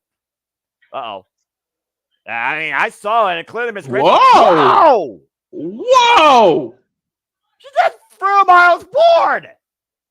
Like he didn't weigh anything. Rolled through by Carly. Driven off, though. Can we get a replay of that? She literally threw him like he did nothing. Got again. Wow, Kendall, impressive. All right, so back Carly, though, back at the 2 women inside the ring. Carly, though, unable to miss. Schoolgirl, trapped by Win. Extra leverage by Charlie Dempsey. Win Sinclair with the victory. Dempsey put her hands on the small of her back for extra leverage. He doesn't look happy, though. Extremely happy. Charlie Dempsey gutted. Well, I mean, again, at this point, Win Sinclair said win or else. She won. So, guess the we'll secret see what develops with that. See the Shadow Hand Walker. What the fuck is this generic Iron Savages team I'm looking at? I don't know. Hank Ledger and Hank and Tank. Yeah, real creative. All right. Is that the tag team champions arguing in the background? Well, I mean, Axiom's going after the freaking, participation internet trophy, the freaking NXT, or not NXT, botch, WWE Speed Championship. I honestly don't blame freaking Nathan Frazier being mad about that. But then Nathan went after all his individual accolades, so why can't Axiom? He went after accolades far more viable than that Speed Championship ever was minted. That's true. Oh, I guess they found that third person, though. He bouncy.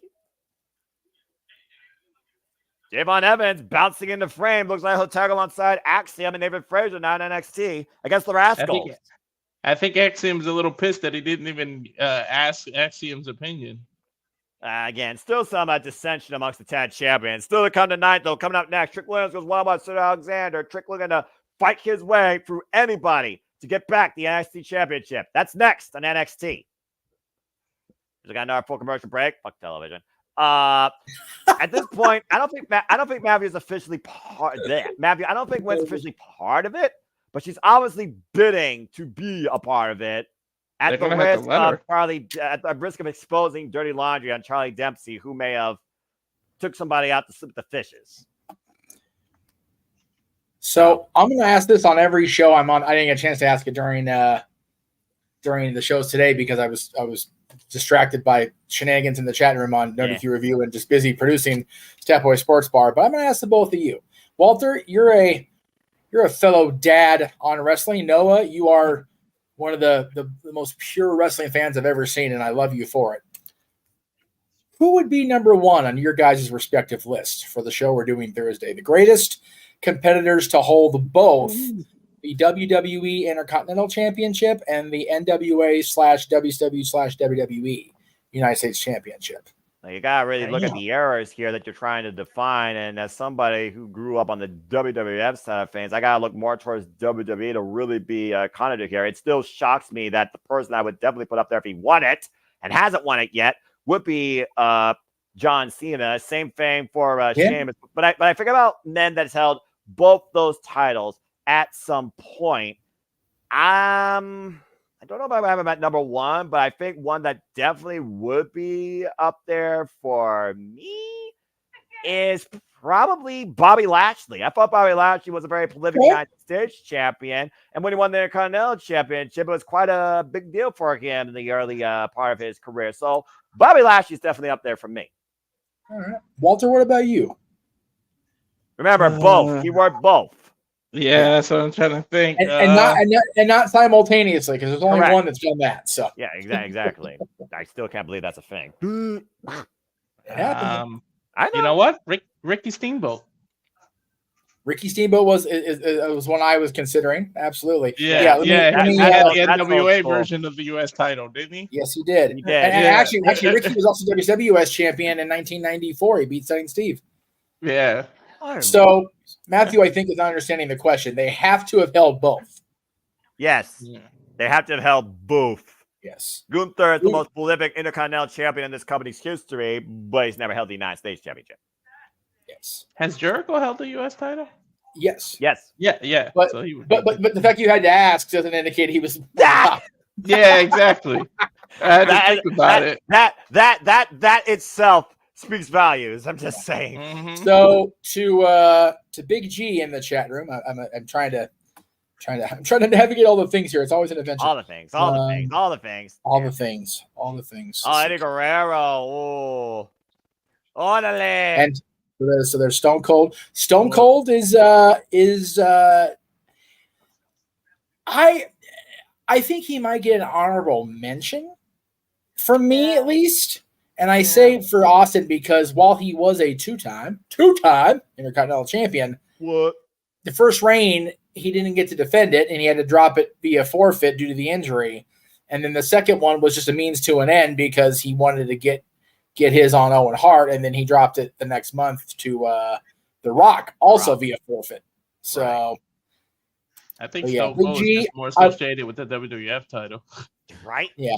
Big G, I like the way you think because both of those guys will be featured on the Stone Cold. Seth Rollins, I mean, again, when he held the Intercontinental Championship, he was very prolific in making it be the Workhorse Championship in its own right. Unfortunately, it ended up being relegated to Dolph Ziggler, Buzzer, Beater, at Extreme Rules. We don't talk about that. For some reason, when I think about those titles, I go old school. I think of the older ones. Well, that's because they were more important back then. Because seriously, outside Gunther and John Cena, US and IC respectfully have not mattered nearly as much during the modern era. But apparently this might matter the most in the modern era for everybody that's a fan of Chase University. One of those shirts might be yours soon. That's right. No, I will burn it on air. You will not. You will not. Shame on you. Yes, I will. You spent me to pay shipping and handling for that crap. Hey, we're the ones paying for it. With super chats. Let's go ahead and hear from Fia Hale. Yes. Walter, you can be the relay. Interview. It's a sit-down interview. Of course. We saw you go after the NXT Women's Champion. Oh, how fitting. That's right. She did challenge for that Great American Bash and lost. So literally, this is 1 year in the making. Oh, dear God. Mr. Chase had me gain confidence. It cost you the title. You seen my bond during the last year. I feel grown up. Yeah. They trust me to make a decision.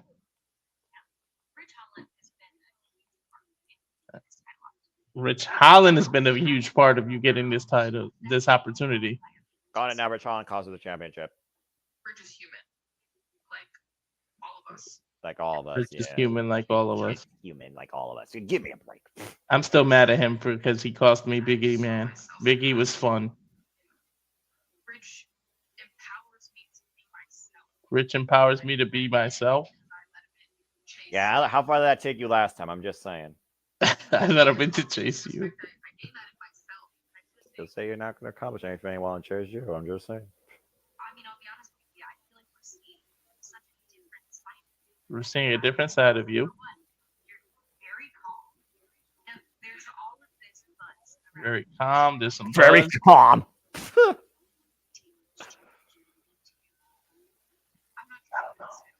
I just really don't see her beating Roxy, man. As much as I would love it. Nope. Not gonna happen. Nope. I know Kelly was 20 last year. Tiffany's like the biggest out. She's only 20. Damn. I forgot how young she was. Well, Nick Wayne and Billy Starks has her beat. I will say that. But it would be one of the youngest champion in WWE. She's just a baby. Good. Oh my gosh, she just made me feel super old. Well, I mean, WWE likes them young. She usually. Well, next week it's official on Sci-Fi. We will see if your prodigy falls and your Chase U pupil rises to the occasion. It's Roxanne Perez versus Fia Gale. Snapshot that for the NXT Women's Championship. God help me. Noah, you have no idea what you said at all. Definitely likes him young, knowing that Vince McMahon got in all that trouble. It's kind of proof that he likes him young. Well, I mean, also the NIL program is about athletes that are literally like, what, 26 years or younger or something like that? Because they want people for longevity in WWE. They don't want to rely on the seasoned people. Yes. This is a new era we live in.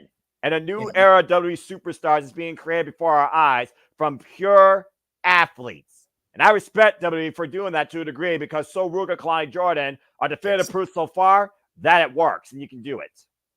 And no author doesn't know what he said because just think about it. If she wins next week, we have to get him the T-shirt. And then if these super chats keep coming through, he'll not only be wearing the Chase U shirt, but he will be a part of Chase U as well. Well, at least Walter didn't have to whoop that trick this time as you were talking over that. Trick Williams once again looking to get back. Oh, God, Booker T, you're a freaking... Trick Williams once again trying to get back after the NXT Championship. It goes one-on-one against Cedric Alexander here, while Cedric's looking to make a name for himself and prove a point. You know what? Trick Williams seems to be a little lost soul right now. Why not He bring is. Mauro Ronaldo back as a commentator and just have Booker T be the manager for Trick Williams, his guide or something. That way you get Booker T off commentating and you get Mauro Ronaldo back.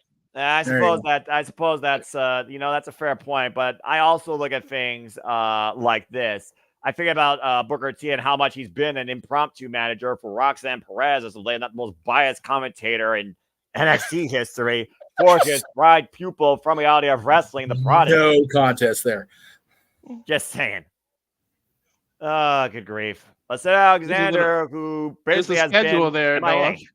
The schedule there Noah. for SummerSlam week. Of course, all the events. You got Sammy and Friends go to Cleveland. You have Damian Priest's 24 premiere. You have a kickoff event for the fans for free. And, of course, you have WWE SummerSlam 2-hour kickoff show. Yep, 2-hour kickoff show. Have fun with that, gents. And, then, of course, you got SummerSlam Saturday, August 3rd. And then after that, a SummerSlam post-show, I imagine, press conference. And, of course, you guys will do your post-show. Might not why I have no voice.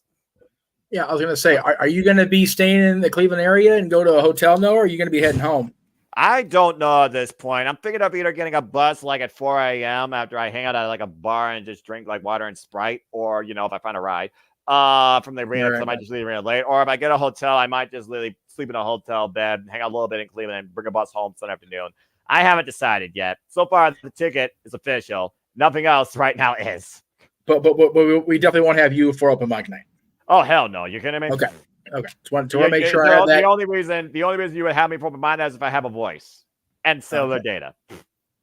Yeah, both very vital components to being a part of an internet stream. Yeah, right. Just saying. Again, have a great time. Need a voice, need internet. Even if you're not on camera like this. Because the internet here is dog shit. Again.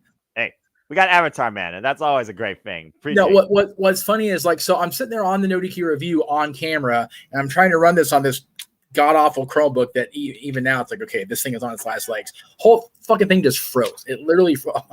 Oh, wow. I just want to do my show. That sucks, man. So I had to. So luckily we weren't share screening yet. Otherwise, it would have been an even worse reboot. Oh yeah, you would have had horrible latency because.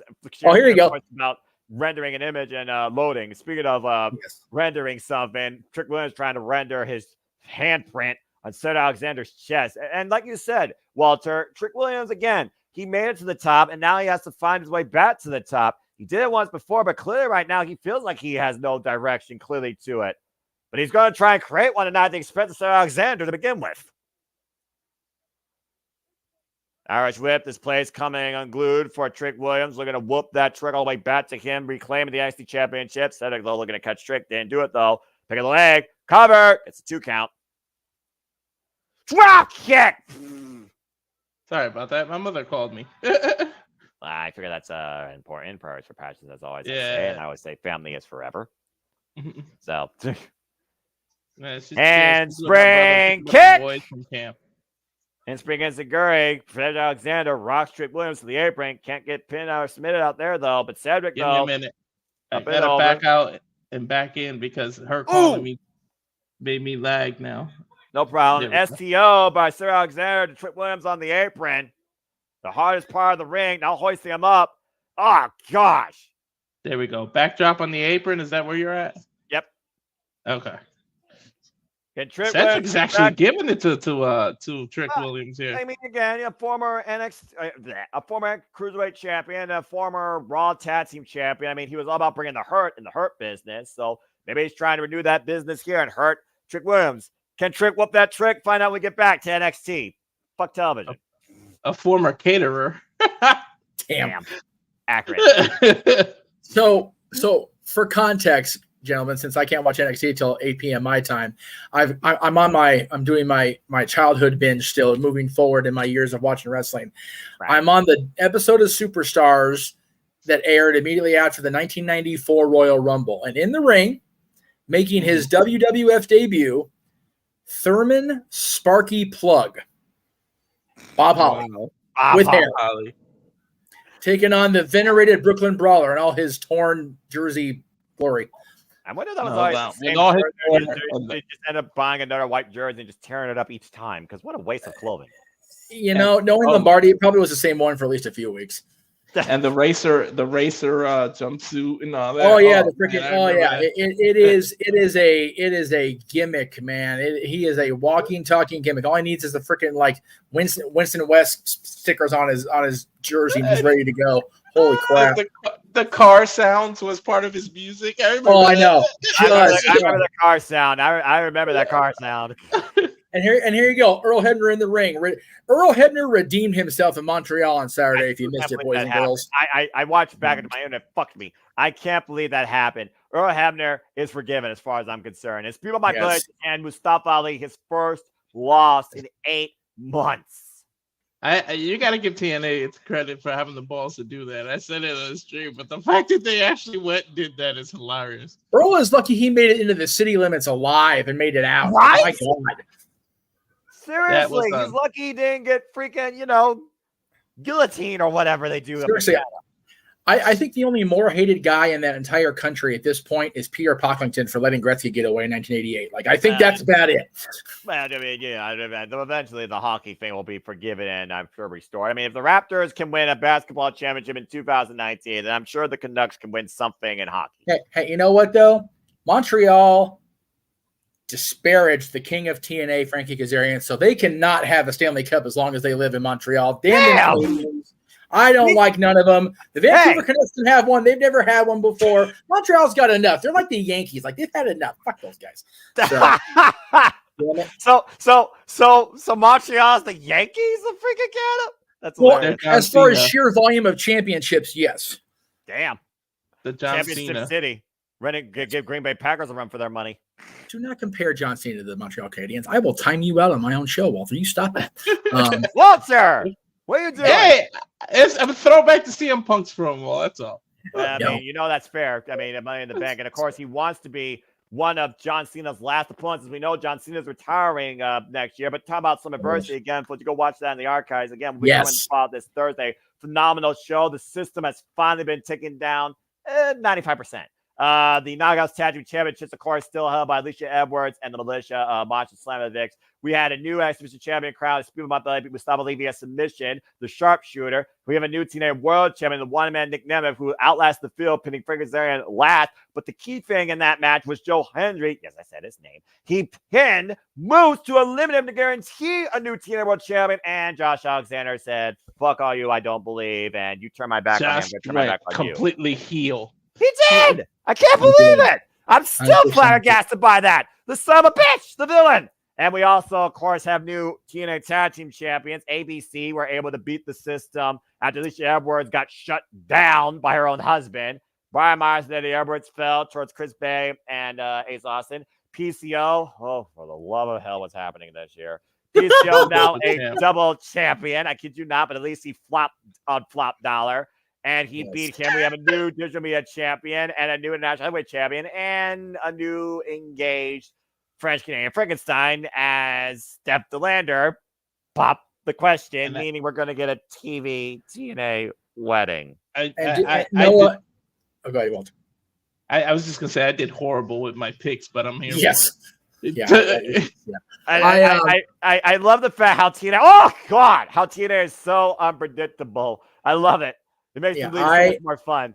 And Mike Santana beat Jake Something in one hell of an exhibition match.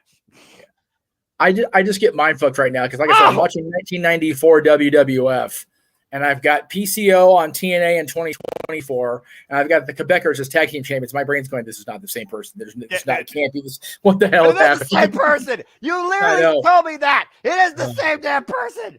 It's like it's just weird. My brain. The only thing I don't like about watching the throwbacks is it hurts that how many of them are no longer with us. Like when I watch a pay-per-view, man, that's hard. And then and then I'm dreading getting into 95 because I know both companies are just gonna suck. Oh Lord, you're gonna be facing the worst years in the business. God bless you. Myself, I'm Trick, cover, kick out. We are sorry, by the way, for talking over Trick and Cedric. I have a graphic number one, and I don't even know what's happening right now because I don't have a video. Well, they kind of impromptu'd it. That's true. That's impromptu TV match. It's more out of nowhere than Tommaso Ciampa trying to RKO Randy Orton. 5 times failed now, by the way. And no, to the chat room. So let me be clear. I'm not hating on the Yankees. I could. I'm an American League guy, and I love the Angels, but the Yankees are the standard. They are the pinstripe.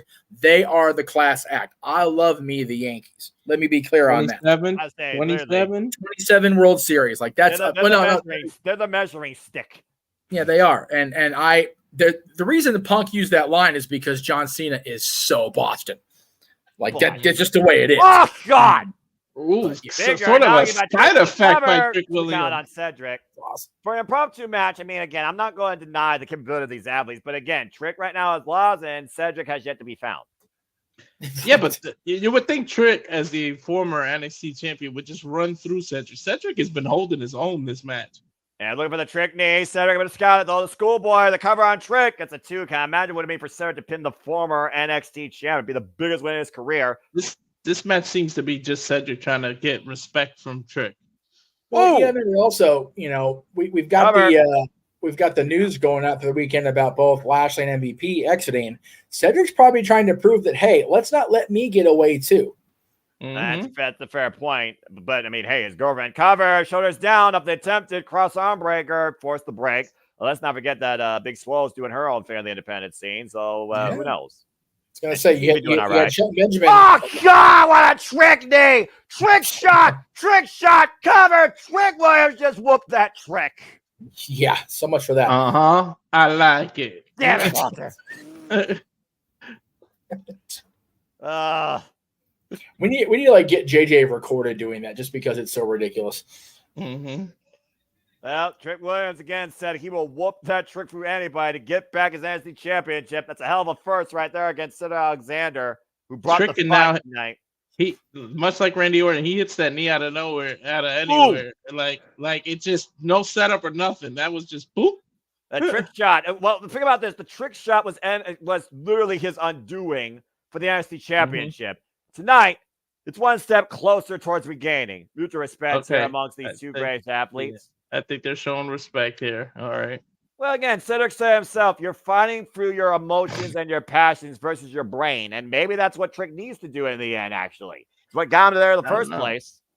Trick may be the leader of some kind of group here, Noah. I don't know. Well, wait a minute! Oh, wait a minute!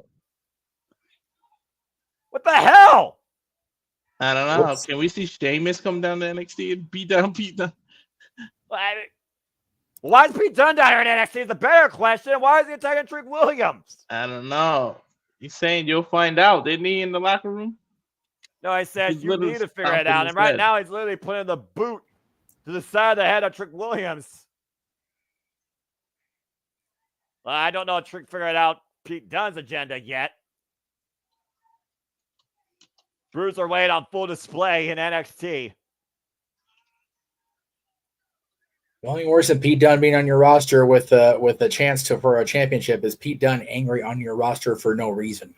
Yeah. But also, this is the way Pete Dunne's trying to teach Trick Williams a lesson. I just heard him say, you need to figure it out. You need to figure it out. It's like, yeah, that's what I was going to say. He's screaming, you figure it out at him. Do we maybe need to have another foretelling for next week, Noah? Yeah, possibly. Again, we'll be covering Great American Bash here both weeks here. NXT, me and JJ, Tuesday, July 3rd, 7:30 p.m. Standard Time, 4:30 Pacific, same time the following week. Oh, backstage with the champ. And right now, he's trying to get into Ava's office. Well, again, right now, Ava Raine doesn't know which assistant to literally lead on. Mm-hmm. Between the two of them, neither. Or... Oh, speak his name, you shall appear. PCO on my TV. No. Back. No, Quebecers. It's the back Quebecers. He's literally being told that he's lucky he's still champ. Robert Stone is really dumb. Mm-hmm. You think Robert Stone would know enough to run his mouth after all the beatdowns he got in TNA? I don't know. Robert Stone might get a belt to the face in a second. Yeah, well. This week for somebody? Maybe one day they'll figure it out.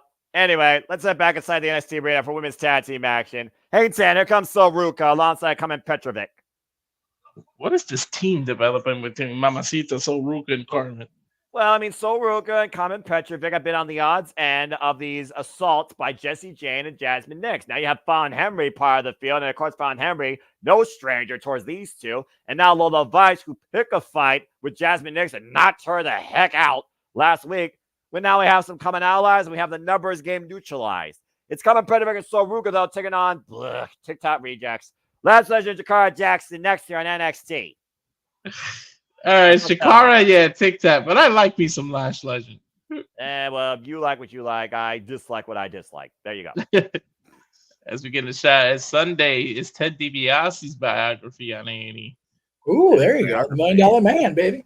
And apparently Paul Heyman as well to follow, as of course A&E WWE rules Sundays with documentaries. Oh, good Lord. They've been doing a hell of a job with these, though. They really have. They're if you're on Hulu, they launch director's cuts. A lot of these episodes, they go more in depth and show you more footage. I'm still very much someone that misses the old days where we didn't know everything and kayfabe was still at least relatively observed, but stuff like that, the documentaries, like I'm okay with it. And I like getting to see behind the scenes. Like I just rewatched Mark Henry's that was on Sunday, even though it was broadcast way prior, but it's cool to see the stories. And I'm such a fan of Ted DiBiase. I always have been. I still say he is the greatest wrestler to not have actively been a world champion. I count his title. I do too. But it's very unofficial in the WWE record books, and I'm not going to fight against Jack Tunney. He's another crazy Canuck. I'm not messing with his rulings. The reason why he was always only from that office, Jeff. That's it. He's got that shit barricaded when he's making those announcements because he knows better. Well, he's wiser. He's wiser beyond his years apparently during that time. I don't know. I understand why these old guys that tend to stay in office far out their thing just tend to go senile toward the end. Anyway, I wonder what Jeff could be referring to. I have Lord have mercy on humanity. My ultimate referring to his competition tomorrow. It's a 4-year shit show approaching. Anyway, This is accurate. This is 100% accurate. I don't even care. It doesn't matter what happens in November now. It's a shit show. But anyway, I have always liked Ted DiBiase, and Ted was one of the first, legends or otherwise, that Dylan got to interact with, because he appeared for our friends in the EWF at a special event, and it was the first ring and action figures that Dylan actually got, because part of the thing was any kid that came with the paid ticket. Also, the giveaway was you got your own, I think it was still Jackson, maybe Mattel at that point, but ring and set, and it came with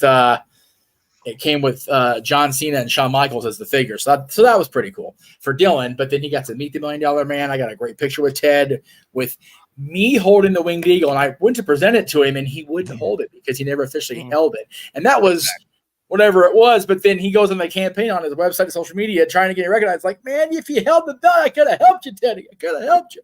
Well, I know JJ is going to help me and James tomorrow with the call for the AEW TV special, as we demonstrate and present and react to the most dangerous match in AEW history for the 4th time. It is once again time to, I wouldn't say solve, but obliterate each other in blood and guts. And so much more to come as we'll hear from our new AEW International Champion, Maxwell Jacob Freeman MJF, in what is my match of the year. Don't at me. Fucking unbelievable shit for free. Thank you, All Elite Wrestling. We also have who doesn't like that? We also have Diamondbreaker DMD running it back with Hikaru Ishida, who's been looking for a fight. Also Sky Blue, get well soon. We also, of course, will have the debut of the Glamour Mariah May. I don't know what that means, so take that for what you will. And also, Minoru Suzuki looks to murder the learning tree. Chris Jericho for the FTW Championship. Hey, Jeff, you know who doesn't like Ted DiBiase? The federal government? RVD. Huh. Yeah, that's true. Hey, you know what, though? No, that was our first time on WWF television, so why not? Yeah. And of course, the home of WWF, the home of WWE for Life, the mecca of entertainment. Of course, Madison Square Garden, beautiful shot there in New York. Of course, Fanatics coming up. Go backstage to some more women here. Kalani Jordan and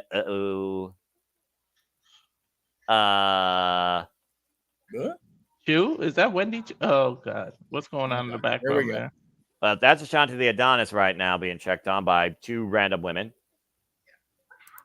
Probably welcomes that. Yeah, to JJ's point, while they're backstage. Yeah, I know I'm not. I don't think either of us have hit the halfway point toward achieving that goal of payout. So if anybody watching at home, I try very hard to not be that guy to ask. But man, wow. That's what they figured this match. I saw that graphic. Welcome to Level Up, folks. I mean NXT botch. As we're back inside, that's how important this women's tag match is. That's how important women's tag team wrestling is. Now, right? No kidding, man. That was so sad. Tag. Soruka now in again. Soruka and Carmen Petrovic looking to place a bid to challenge the unholy union of beautiful standing moonsault by the former Tumbler. Kick out at 1. Former challenger, the client. NXT wasn't doing so bad with their tag division. The fact that they made it undisputed was screwed it all up. Yeah, well, it's been fucked up since day one. I'm just saying. Anyway. Again, Soruka, of course, right now in the ring with TikTok reject number 2, Jakara Jackson. Of course, women's tag team action right now. See who might challenge Aladana Bafire finally, since they won those titles back at Clash of the Castle, and show that they are more than just props, allegedly. Irish whip here, and of course, again, mutual respect here with Carmen Petrovic. Background in karate. Soruka, background in gymnastics. There's a cover by Jakara. It's a kick out. And Soruka, of course, has been taking the world by storm or by wave, if you, go with the surfer girl terminology here. Big G, apparently big sport Soruka. Of course, we saw Soruka, one of the top competitors in the entire NXT Combine, take Kalani Jordan to her athletic limit at NXT Heatwave for the NXT Women's North American Championship. I just skipped a little. Are you at last beginning? I got Last Legend right now with Fatsola Stream. Nice hurricane reversal. No, that's Soruka at 2 counts. Look at the size difference. I mean, honestly, Last Legend might literally be the biggest athlete in the women's division of NXT, and that's saying something. Ooh, X Factor. JJ Carr going to run for her money, and there's the X Factor, beautifully executed. Let me pause for a second. There we go. I think we're in sync now. Double team up the rope. Nice assisted kick there. Right underneath the jaw. Common with the cover with the far leg. I do want to give these women respect, though, because I do admire at least a couple of these women here in NXT, and I do admire the growth of the NXT women's division. Again, incredible potential. Front face lock, and again, the Streamless legend able to throw Soruka off. Just needs the clothesline. What? God, get caught with a pumpkin out of midair. They've been the second best booked aside from TNA. I'll give you that because Roxanne Perez is the most prolific champion right now in WWE for the women. Take a look at the replay of that pump kick. Man, that caught her right in the middle of the chest, knocking the wind out of her. And right now, the tag is WWE's version of Sexy Red here. Ugh. I don't know what I hate more: the fact you made that analogy, or the fact that literally that's accurate. Tag. I mean, I don't know if she's from Las Vegas, but I've seen worse trash. I was coming here to say, as far as Isla and Alba winning the titles for props, like as long as Alba keeps modeling that belt, she can use it for a prop all she wants. But Walter just outdid me, so I'm good. Tag. I mean, when you talk to me, a fan of professional wrestling, I like to think belts are worth more than just being props. But this is WWE we're talking about. Nice double super combination kicks here, though, by Carmen Petrovic. Hook of the far leg on Last Legend. Gets a near fall. Jakara takes the Ruka down off the apron. And right now, Carmen in a handicap affair. And realize she doesn't have a tag partner to attack her at the moment. Carmen's on fire, though. Well, again, when you got a background in black belt in karate, you know a thing or two about self-defense. Face first. Choose the half. Hook the far leg. Jakara saves it again. So Ruka back in now. And it's a very competitive game of tag match here. And look at Whoa! Nice double team move. Yeah, holding her in place with her legs there from the Frankensteiner position. The moonsault off the apron wipes Jakara out. A wipeout by Soruka. Again. Wow! Goes, oh, dear God. Lash with a huge right hand. Uh-oh. And that has got to be it right there. Deep hook of the leg. Last Legend with the win. That is one. That's a woman. And Last Legend's power is just too much to overcome for Carmen Petrovic and Soruka as TikTok Reject 1 and 2 get the win here tonight. She really needs to break away from this damn group. I agree. That's one thing I actually will agree about Last Legend on. Again, beautiful wipeout moonsault from the apron, though, but this shot right here literally sidewind Carmen Petrovic. Lethal. And then again, he got all of it, too. Down. I'm not sure what you call that, man. So dominant. Like within an 1/8 inch of breaking it up, but she was being held. Oh, dear God. She's got a microphone, though. All right. Looks like we're going to get a challenge made here. Maybe we'll get an impromptu women's tag title match.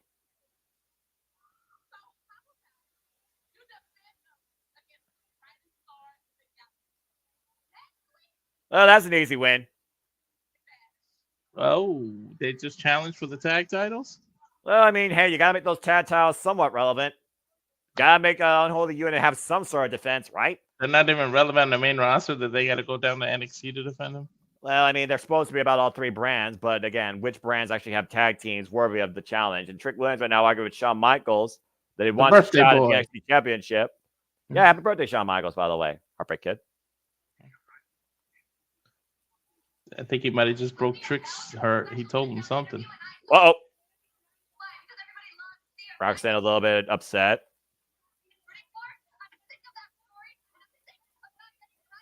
Sick of the Scrappy Underdog story. Sean's got his plate full, I think. Okay, well, we're going to go to commercial as Shawn Michaels deals with his children in NXT. Well, fireworks galore tonight. And again, we will see many more next week and the following week here as NXT will present again the Great American Bash. And me and JJ will be on the call for that 2-week festivity here. So stay tuned, folks, for us calling Great American Bash on Sci-Fi. Tuesday, July 3rd, and Tuesday, August 6th, 8 p.m. Eastern Standard Time. But our kickoff will be 7:30 Eastern Standard Time hopping up the cards. As so far, it sounds like right now we got 2 matches known for 1 show. So there you go. So we got a full commercial break here. Once again, fuck television. Hi, Jeff. And it was realized in the process of chatting with everybody today, the lead-in for next week's well, actually, no, we're not covering AEW, but in addition to Luck of the Draw tomorrow night for Greg Cherry Brand, next week's Greg Cherry Show is episode 200. So we're going to be promoting that as well. Hey. Nice. All the things. Congratulations. Congratulations, Greg Cherry. As we approach episode 300 of the ODQ review, we got 200 for Greg Cherry Show. We've got all the watch-alongs, and there is legitimately no sleep in the future for Jeff Meacham and his Multiverse of Media. Yeah, I sleep, I nap, I get my rest in. I mean, I literally woke up at 7:45 p.m. after getting off work at 4:30 p.m. and go and take a nap at freaking 5:30 p.m. So I'm good. God bless you, man. It's one of those, and you know, with the money or the revenue generated by any and all content, I'll sleep when I'm dead. My son, they started camp with his cousin, so I've been waking up early to get them ready to make breakfast, to do this, to get them ready to go to camp. Yeah, okay, yeah. You know, I'm glad you brought up school and camp, Walter, since we're on a full commercial break here. So you're usually back in Connecticut. Noah, you're in the Ohio area. In the Midwest, When do you guys have the Chittins go back to school? So it depends on the district, because, you know, there's private, there's public, and then there's also the bi-state area. There's the Michigan district where they almost go year round. But and there's also the higher education system that I work in. For our high school system, I believe it's like the middle of August, not early August. For our higher education system, most of them start pretty much the last Monday of August, if not the first following week of September. At least your school is smart enough to do that. They literally start on a Thursday just to have days off again. They start on the 22nd again. A Thursday? Yeah, just to have the weekend off. It makes no sense. Just reset it to Monday. So we finally got it back where we start back on Mondays too, because well, that makes sense. You're giving them a full week. Duh. Yeah, both my son and my niece start August 12th. Completely different district, 3 different cities. My 7-year-old niece, however, who is in 2nd grade, started back on the 15th of July. She's already back in school. Oh, Jesus. Whoa. Now, and then again, however they want to do it, they're on like a block schedule, and they they don't go to school on Fridays, which is fine. I get that part. You can't even use the playground right now. It's hotter than shit. They literally are going to burn their little tootsies in their hands playing on playgrounds or blacktops or whatever. It's like, what are we doing here? It's even worse if the playground's made of metal versus plastic, because I remember how hot those slides got. Exactly. I remember last year specifically, my sister and my niece could not go to Disneyland with me on the park's birthday because they were at school. I'm like, it's July fucking 17th. What are we doing? I don't know. I've heard of block schedules though. Like you go 3 weeks and then you get 4 days a week. Yeah. And like I get it, but it's like it's so ridiculous to me. Like I don't even if you're on a block schedule, which again I don't begrudge, trying to space that a little bit, but man, to have these kids out on the playground and out in school in the middle of July in Southern California when it is ungodly hot just screams irresponsibility to me. Even the kids going back on August 12th in high school, if they're playing football, they're doing the 2-a-days out there and they're dying. Like that's ridiculous to me. Well, again, school choices aside, as far as scheduling goes, why that's ridiculous. I'll tell you what's not ridiculous. The fact that they said his name last week and he appeared. Joe Hendry was back on NXT and he joined commentary as we had the Rascals in trios action against Gallus, and it was TNA that beat NXT that night. But Joe Hendry, of course, who's been trending worldwide, the most viral superstar this year, you say his name and he appears. He literally paid $1,000 to be on a billboard. Joe Hendry very well could be appearing during the Great American Bash, if not in NXT again sooner rather than later. He may turn into the Great Scottish Bash. So wait, no, you mean appear in NXT like this?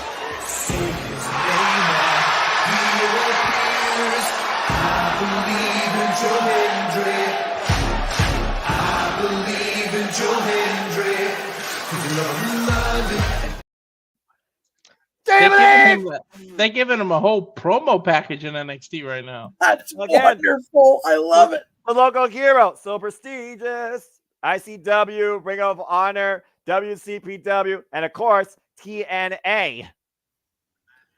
They are literally showing all the signs in the background of other WWE events. That's tremendous. I love it. Like, I love it for this guy. 18-year veteran, just getting his long overdue, at least for me. The guy's entertaining as hell. This isn't bait for him to sign to WWE. I don't know Right? The former longest reigning, might I add, digital media champion at TNA. Held that title for over 250 days. Well, if there's anybody more digital media than Joe Hendry, I don't know who it is. No. He did Guys are viral since.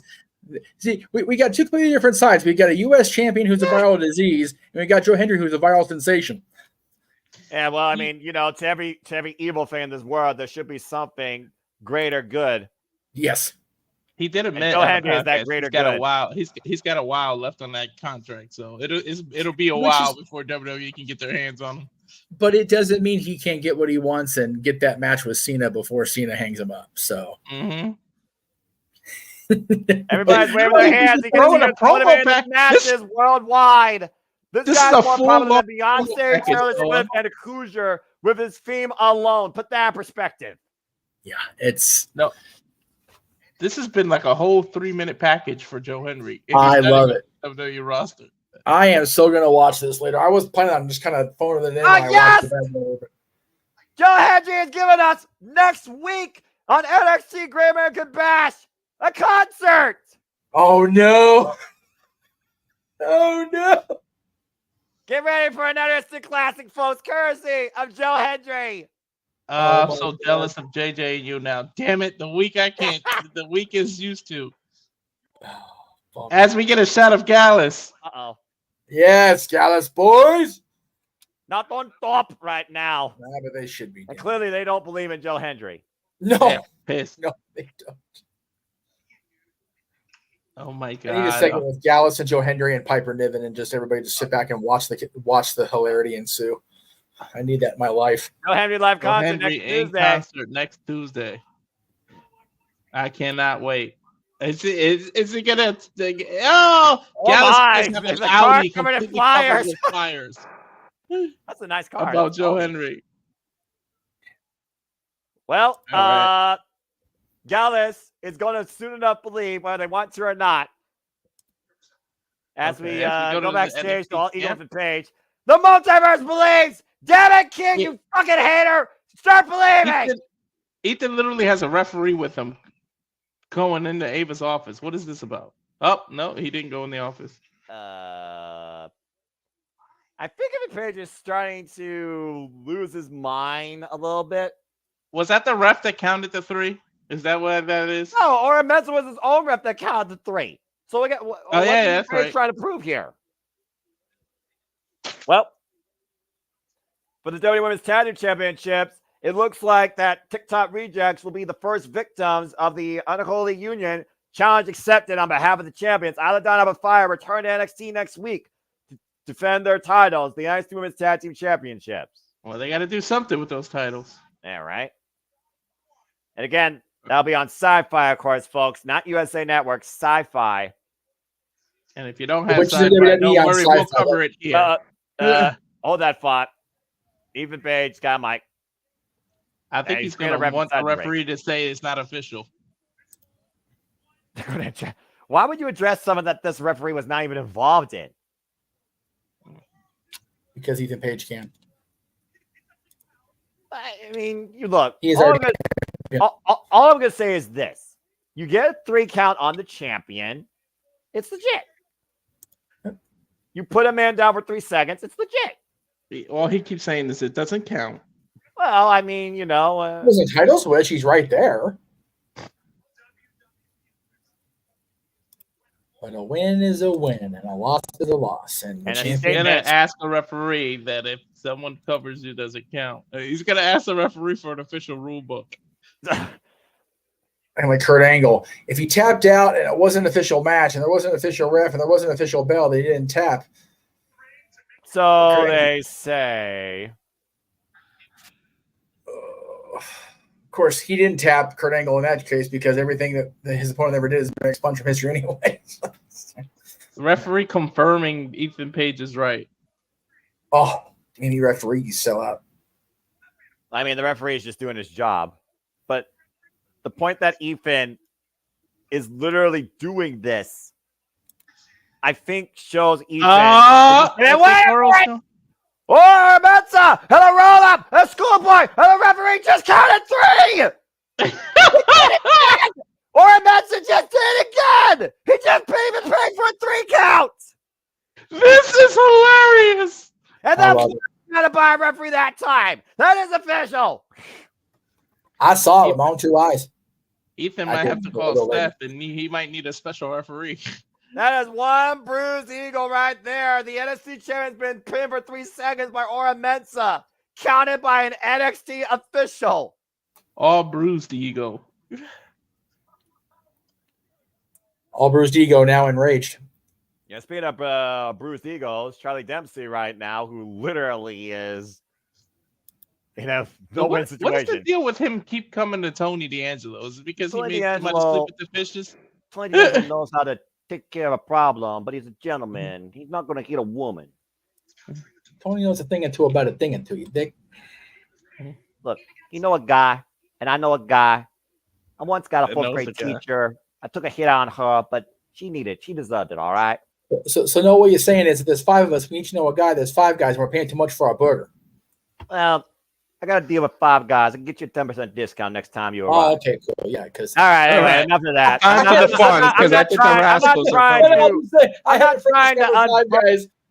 trying to reveal my mafia roots. All right, I may be Italian, but you all don't know anything about me. I do know about the Rascals that are on my screen. CNN represent. Anyway, there we go. Wesley Zachary Wentz coming off an incredible win against the No Quarter Catch Crew at Slammiversary. Looking to make a statement once again here in NXT against the NXT Tag Team Champions. A very high octane, a high flying trio here. Definition of speed and party. The Rascals. TNA's own in NXT.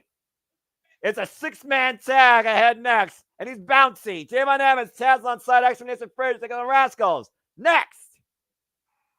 And that's I want to hit the song that they're going to prolong this Axiom and Frazier thing. Like, they got to drop the belt soon, right? I would say so. Also, fuck television. I was going to say, I'm on this fuck television with him the way they keep cutting.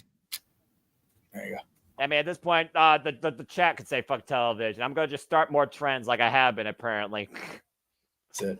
Well, we have our permanent fuck television logo now we can use, so it's all good. Anyway, yeah, like I said, I may be Italian, but I don't reveal everything. Well, no. I just found it funny we're talking about guys. Like, I had a friend recently go to Five Guys for the first time. He's like, never again. $20 for a burger. I'm like, I told y'all a year ago when Dylan and I went, we paid almost $50. It was like, what the fuck am I doing, boy? They do have some good damn. They got good burgers, but I will never pay $20 for a burger. Our Five Guys in Toledo, you get burgers for $12 and bottomless fries. Yeah. Well, I guess that California lifestyle for paying more for everything.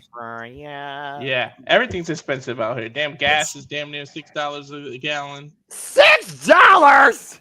Damn, God, it's been worse. It's actually worse. It was down $7 here before. It's awful. It's awful. I am so glad I don't own a vehicle. And Big Insurance G, my ballin' brother. Big G, my ballin' brother. He loves Five Guys. We know what's up. We like our Noah, insurance on back east there, not paying that California tax crap. Yeah, I had to get 2 different insurances on this house I'm buying. Good Lord Almighty. Well, one's earthquake insurance, I imagine, right? No, fire insurance and this and that. It's fire expensive as hell. And then it depends on where you live because they got high fire areas, medium fire areas. It's hell in Cali. California. Jeff knows what I'm talking about. I'm sure Jeff knows exactly what you're talking about. Oh, man.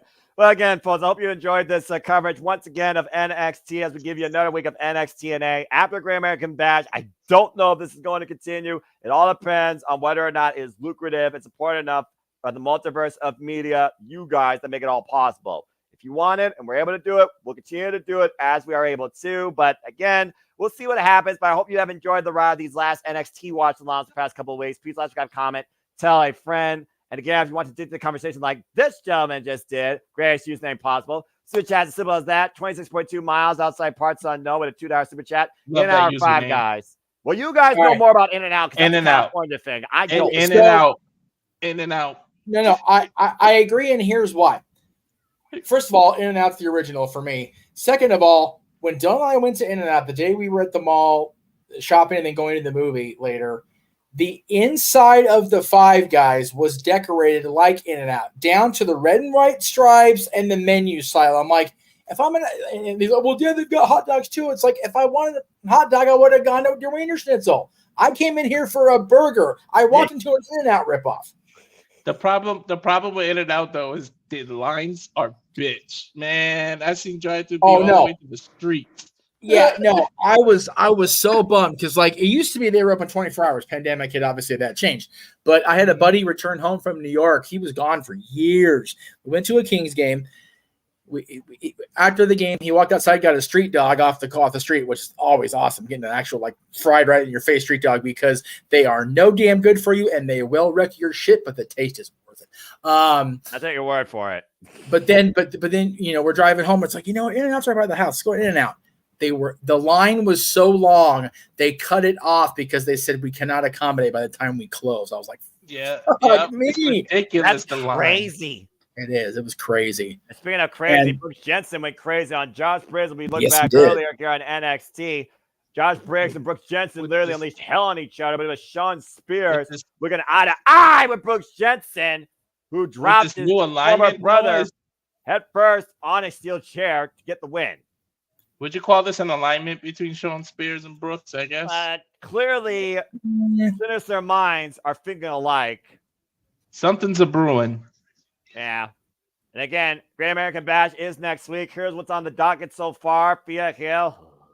She challenges Roxanne Perez for the NXT Women's Championship next Tuesday on NXT Great American Bash Week 1. Can Thea Hill do what the rest of Chase U has been unable to do and finally bring a championship back home to Chase University? What's that shirt? Is it large, Noah? Shut the fuck up. Tony D'Angelo will also defend the NXT Heritage Cup against No Quarter Catch Crew's Tamion Heights this time, looking for a little leverage against the Dawn of NXT, who maybe might finally help them get the hit on Lynn Sinclair. And also, it was accepted. Alba Fire and Alabama return home to NXT next week to defend against TikTok Jim Rejects. Last Legend, Jakara Jackson, the WWE Women's Tag Team Champions are on the line. And that's all next week on week 1 of the NXT Great American Bash, Tuesday, 8 p.m. Standard Time. Followed by the concert, I guess. I believe in Joe Hendry. I believe. So, wait, is this going to be all directed at Gallus, I guess? I'm guessing so, and we will find out live next week. Joe Hendry, live in concert next week, Tuesday night on NXT Great American Bash Week 1. I cannot wait. Week 1. Imagine what they do for Week 2. Noah, for real, what's the shirt size in case it actually does happen? I'm not saying nothing. No, I am not saying nothing because the super chats will come in if you say the shirt size and she wins. He might be medium, but he's kind of tall, maybe large. If she wins it, the chats will come. Not going to happen, so don't worry. Field of Dreams, Noah. Field of Dreams, my. Hey, something's got to happen wild on Week 1 that makes you tune into Week 2. So you never know. Yeah, it's called Joe Hendry versus Joe Coffey. Clearly, all right. That's what's going to make me tune in. Nothing else besides that. Look, again, if it wasn't for TNA's involvement in NXT, I would not be doing this with y'all tonight and starting these NXT TNA watch-alongs part of the Multiverse of Media that the people apparently clamor for to the point now that they might want us to keep doing this on a weekly basis because of the Yahoos. Noah, why are the three of them coming out together? Because they bouncy and it's a trios match, and Javon, I guess, wants to be part of the future cast-off of your 3-cast Power Rangers here. We need to find a way to get a Chase U shirt in TNA or Gallus colors for Noah, just because. TNA shirt, TNA.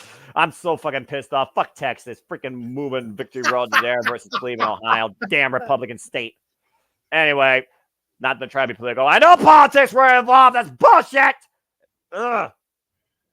You know politics were involved in that. Man, fuck politics, just like anything else. What do you mean, Noah? Trumpomania is going to run wild in November, brother. Yeah. This is why I'm independent. Conor Hell yes, here. Axiom and Trey Miguel. The only president I look up to, he's up in heaven, and he can't be overthrown or impeached. Can everybody just write in who you vote for? What's the big his name's John Cena, Cody Rhodes. Pick The Rock. You want to trigger me? You know what? You want to trigger me? Keep going. I'm just saying. No. Honestly, when you talk about student review, I would vote for Dwayne Johnson in a heartbeat. I swear to God. Because number one, he knows enough of what he's doing that he'll surround himself with people that actually do know what the fuck they're doing. So, no, another super chat around. Talk about he did during our WrestleMania karaoke earlier this year. But thank you for the question, and you're more than welcome to re-super chat that on April. No, hang on. April 19th. April 12th. We will have a WrestleMania karaoke. Whoa! And since Sexy Kurt was used in the build of WrestleMania, we will count that. Nathan Frazier just ran almost as fast as Braun Breaker there. Got a better chance of me singing the most politically incorrect Nickelback song freaking before that shit. If you'd like to hear Noah sing Nickelback on Open Mic Night, you can please send in $10 super chat right now. Stop that! I will not. Foot and mouth. Insert here. There we go. The cover be ready. Press. Will do. Will do. Be ready, Noah. Oh, shut the hell up. Irish whip thrown off, and Nathan Frazier caught on the ropes. The Rascals taking advantage. Second wins. Up and over. Nice roll through. And again, the former TNA Tag Team Champions. Now, all three Rascals come into play. Take them out the knee. I didn't see a tag at all. Speed. Double drop kick. Triple team offense by the Rascals. Here, Nathan Frazier. I can't even keep up with who's legal, Noah. That's Wesley right now, the former NXT North American champion. It looks like he's going to go one-on-one with Javon Evans. This should be interesting. Well, they're a bit familiar right with now. each other after that four-way match. Agility. Sorry, triple threat. Well, I'm about to say, yeah, triple threat's what you're thinking of. And, of course, we saw Javon Evans in that fatal four-way, though, for the NXT championship. Of course, he was the guy that got pinned in that match. Both these men right now just literally looking for that shot needed. After a Karana takeover by JMN Evans getting the better of Wesley. What a drop kick! Very similar styles. Step for step, tit for tat. These two, the definition of a heart attack right now. I'm not sure whose heart is beating faster. That was a high drop kick, too. Yeah, high octane offense here by Javon Evans, who again decided to tag alongside the NXT Tag Team Champions tonight in this impromptu 6-man tag team match. And Wesley with still no clear direction in NXT, Walter. You imagine if he wins here, he might want to put a bid in maybe a challenge for the NXT Tag Team Championships. Yeah, I mean, but without any direction, I like it because he can jump back and forth to TNA. Oh, God. Buckled his legs with that pop-up shot off the ropes. Oh, Wesley answers with a kick. Spinning heel kick by Wesley.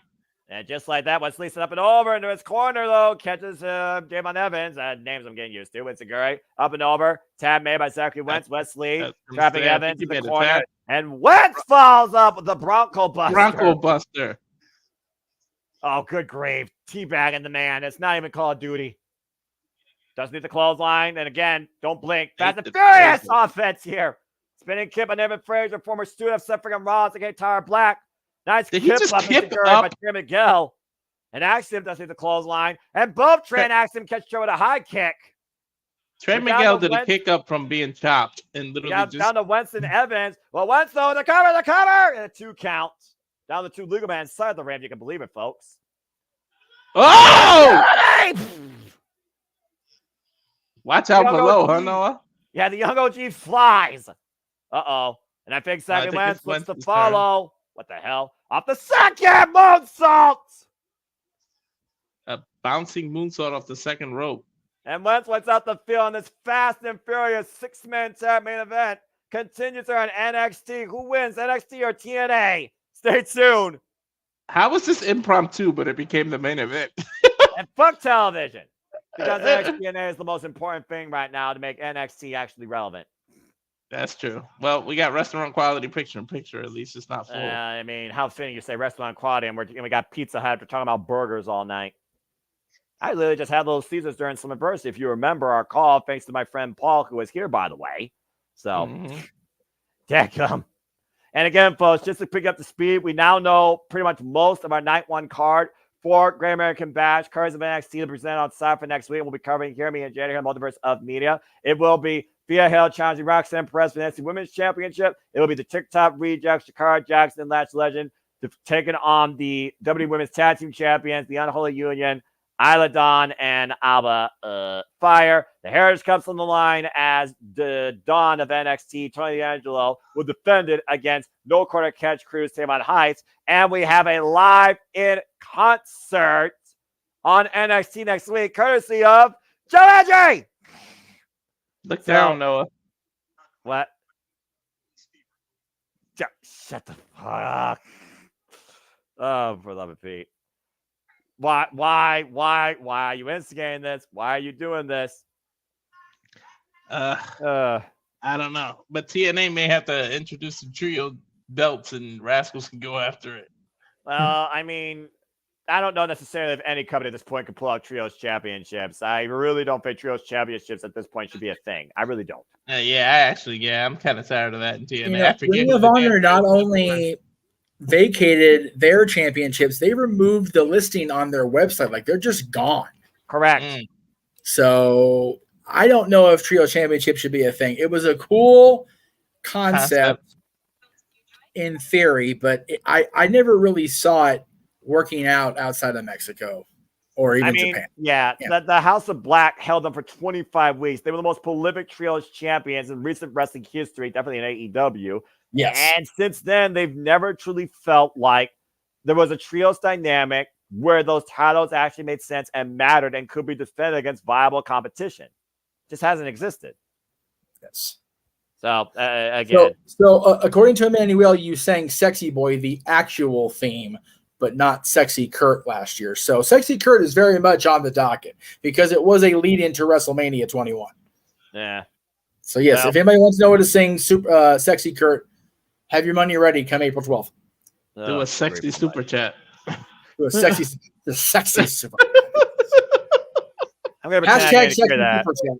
As we're back here on NXT, which hopefully is our last commercial break. Our main event here at NXT, it's NXT versus TNA once again. NXT and A, our six-man tag. The Rascals taking on Javon Evans and the NXT Tag Team Champions. We get back on pace here. Evans and Zachary Wentz in the ring now. Yeah, exactly. And Wentz just caught Evans with a kick. Now off the second rope, looking to fly. High cross body. Evans rolls through. Evans caught him. And the OG showing his test of strength here. Former Deadlock Pro Wrestling. Big power slam. That's a John Cena shout out with that roll through.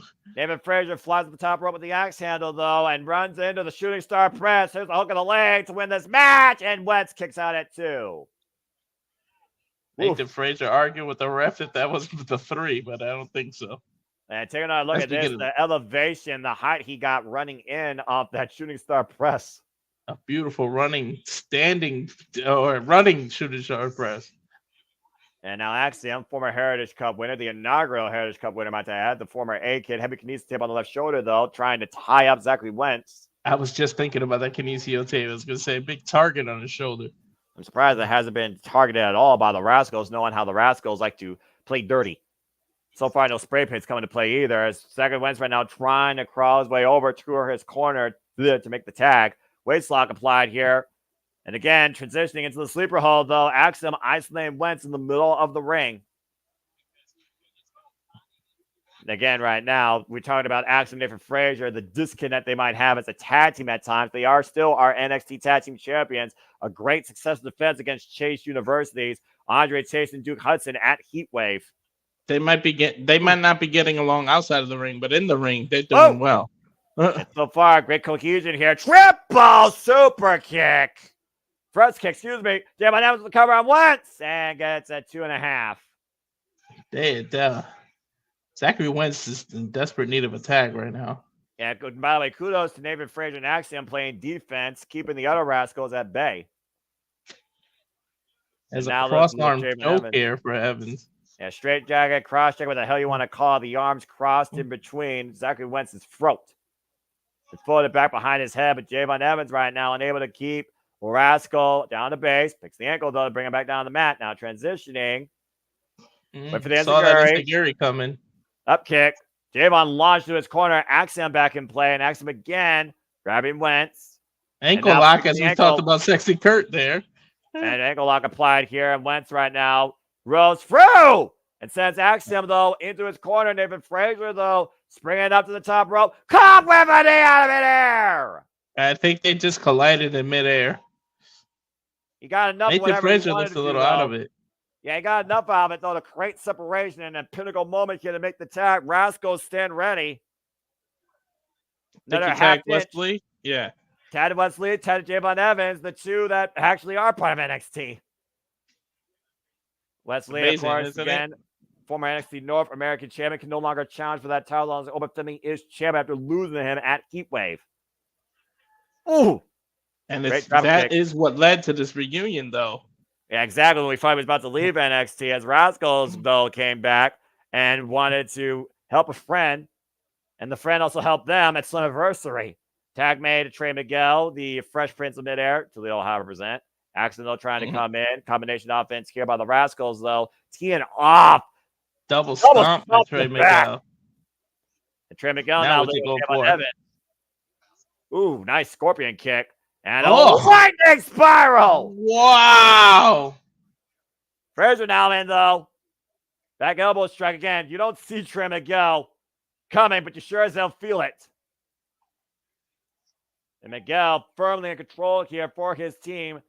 Combination tags made by Wentz and by Lee. And triple offense here. We saw this Slammiversary. Revolution drop kick. Nathan Frazier may be out, Noah. Cover by Wesley to pin a tag champ. 2.5. Oof. There's fall this match. This is a pretty good main event. Well, again, Did you think it was impromptu? I would expect anything less considering who I'm dealing with from TNA and NXT for that matter. Innovative offense on both sides because the Rascals are always innovative. I can't wait to see who else crosses the line. Oh! Step up enziguri by David Frazier. Javon Evans now legal. Tam made a trade on the opposite side. It's Javon and Trey. Javon flies. High crossbody. Barely got Trey with that knee. That was higher than me and RVD on 420. That's saying something. Right now, he bouncing and flying, kicking everybody in sight. No one gets as high as Rob Van. This is accurate. Trey Miguel off the second rope. Miguel, somersault. Bringing top rope. Cutter! Top rope avalanche cutter. These six are literally leaving everything out here tonight in NXT's main event. Literally leaving everything out on the line. You blink, you may miss something, Noah. Crowd chanting, this is awesome. For once, I agree in NXT TV. Up on the second rope, and again, drop kick. And now tag made by Javon to Nathan Frazier. Nathan Frazier springing in. Tag made to Axum, isolating Trey Miguel in their corner. Trey perched on the top rope. And Spanish fly, I think. I think they're going to go for the Spanish fly here, Noah. I think you're onto something. Walter! Oh, God! Massive Spanish fly and the Phoenix splash! Is it enough to cover the Rascals? Everybody breaks it up. Oh, I thought it might have been over. A triple breakup. Or a double breakup. Margin of salvation for the Rascals tonight in NXT NA. That's about 2 3/8 right there. What a match. What a main event here. And who's legal? Axiom and Trey Miguel? Rolling copper kick by Wesley and Zachary Wentz right now. JMN Evans, though. Jacks Wesley's jaw. Spinning back heel kick. Zachary Wentz, though, springing up the top rope. Catching him with a DDT into a cutter and vice versa. JMN Evans. When I remember Axiom was legal, Noah. Because didn't he just try to do the cover? Yeah, Axiom, I believe, was legal. I think the ref's losing track of this. And right now we have the two legal men in the ring, I believe, Axiom and Trey. Yeah, here we go. Forearm exchange. And we go for the high-flying aerial offense and the physical onslaught. Nice low drop kick. Yeah, kick to the knee. Sunset flip by Wesley. Wesley not legal, though. But catapult. Super kick by Trey. Axiom laid out across Wesley's knees. And the double stomp backstabber combination. Who's lead? Handspring kick to Javon and Nathan Frazier. And Zachary Wentz is legal. There we go. Fire flame. Cover on Axiom. Wesley to the low. The cover. And the Rascals with the win. We got it. Bad camera cut, but I think he got the 3. Zachary Wentz just pinned 1/2 of the NXT Tag Team Champions. The Rascals win the main event tonight. TNA wins against NXT. What a freaking fight. Ugh. What is that move called that they do? Hot Fire Flame, the push-up off the standing moonsault into the cover. Zachary Wentz pins Axiom. Beautifully. And Wesley wiping everybody out to make sure nobody could come in there to break the fall. The Rascals once again as a trio. 3-4-3. Rascals now coming in, got momentum going in the Great American Bash. They're not booked yet, but you don't know what's going to happen in week 2. And NXT Universe on their feet, and rightfully so. This is an incredible TV match, but you got to wonder right now what's going through the minds of all 6 of these men. Battle line and mutual respect. Oh, do you think they've earned a tag title match now? You gotta love it. This is what NXT is all about. They might have earned themselves a tag title match, Noah. Should have.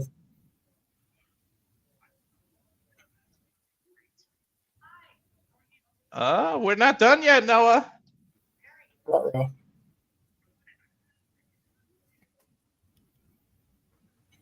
Hold on.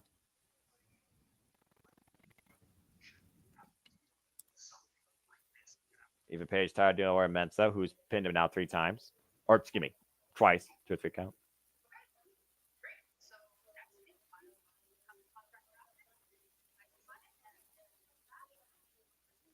We just got our week 2 main event, Noah. There it is, and Ethan agrees. Week 2 looks like we're going to get the NXT Championship, but in the meantime, this week is concluded. So for Avatar Man, for Walter Cruz, this has been on NXT. Thank you for tuning into our coverage of NXT TV. We'll see you tomorrow night for AEW. This has been, again, another edition of NXT. Before we sign off, I just want to say it's stuff like this that just warms my heart. Not only did Joe Hendry tweet about it, but TNA quote tweeted it. We got TNA quote tweeting about NXT again. I love this shit. This is I want to say it again. There's never been a greater time to be a professional wrestling fan. Oh my gosh. I love it. I love every bit of it. We got more crossovers are happening. We know it's gonna happen. Oh, they're coming. Oh yeah, it's just a matter. It's just a matter of time. And they'll probably be here before the documentary. Now. I mean, it is a running gag, to be fair. The next 2 weeks are definitely confirmed to have crossovers, so we can't fault James for that. However, what we can tell you is tomorrow we'll be back here right at the same old time, same channels, as AEW Dynamite featuring what match, Noah? Blood and guts! Thank you. We'll be live at 7:30 again, Pacific, Eastern rather, 4:30 p.m. Pacific for our coverage of Dynamite with Blood and Guts. And that's just yet another watch along on this crazy week. So we thank everybody, as Noah said, for yours truly, for Noah Foster, for Walter Cruz. This week's Mr. Reliable on the Jeff Meacham Network. And we thank everybody at NoDQ for the patience with me and my bullshit. This has been another presentation of the Jeff Meacham Network Multiverse of Media and a watch along. And we'll see you tomorrow for even more coverage because we indeed are going to die. The Jeff Meacham Network's Multiverse of Media. For over 15 years, the recognized symbol of excellence and the standard bearer in coverage of sports and entertainment.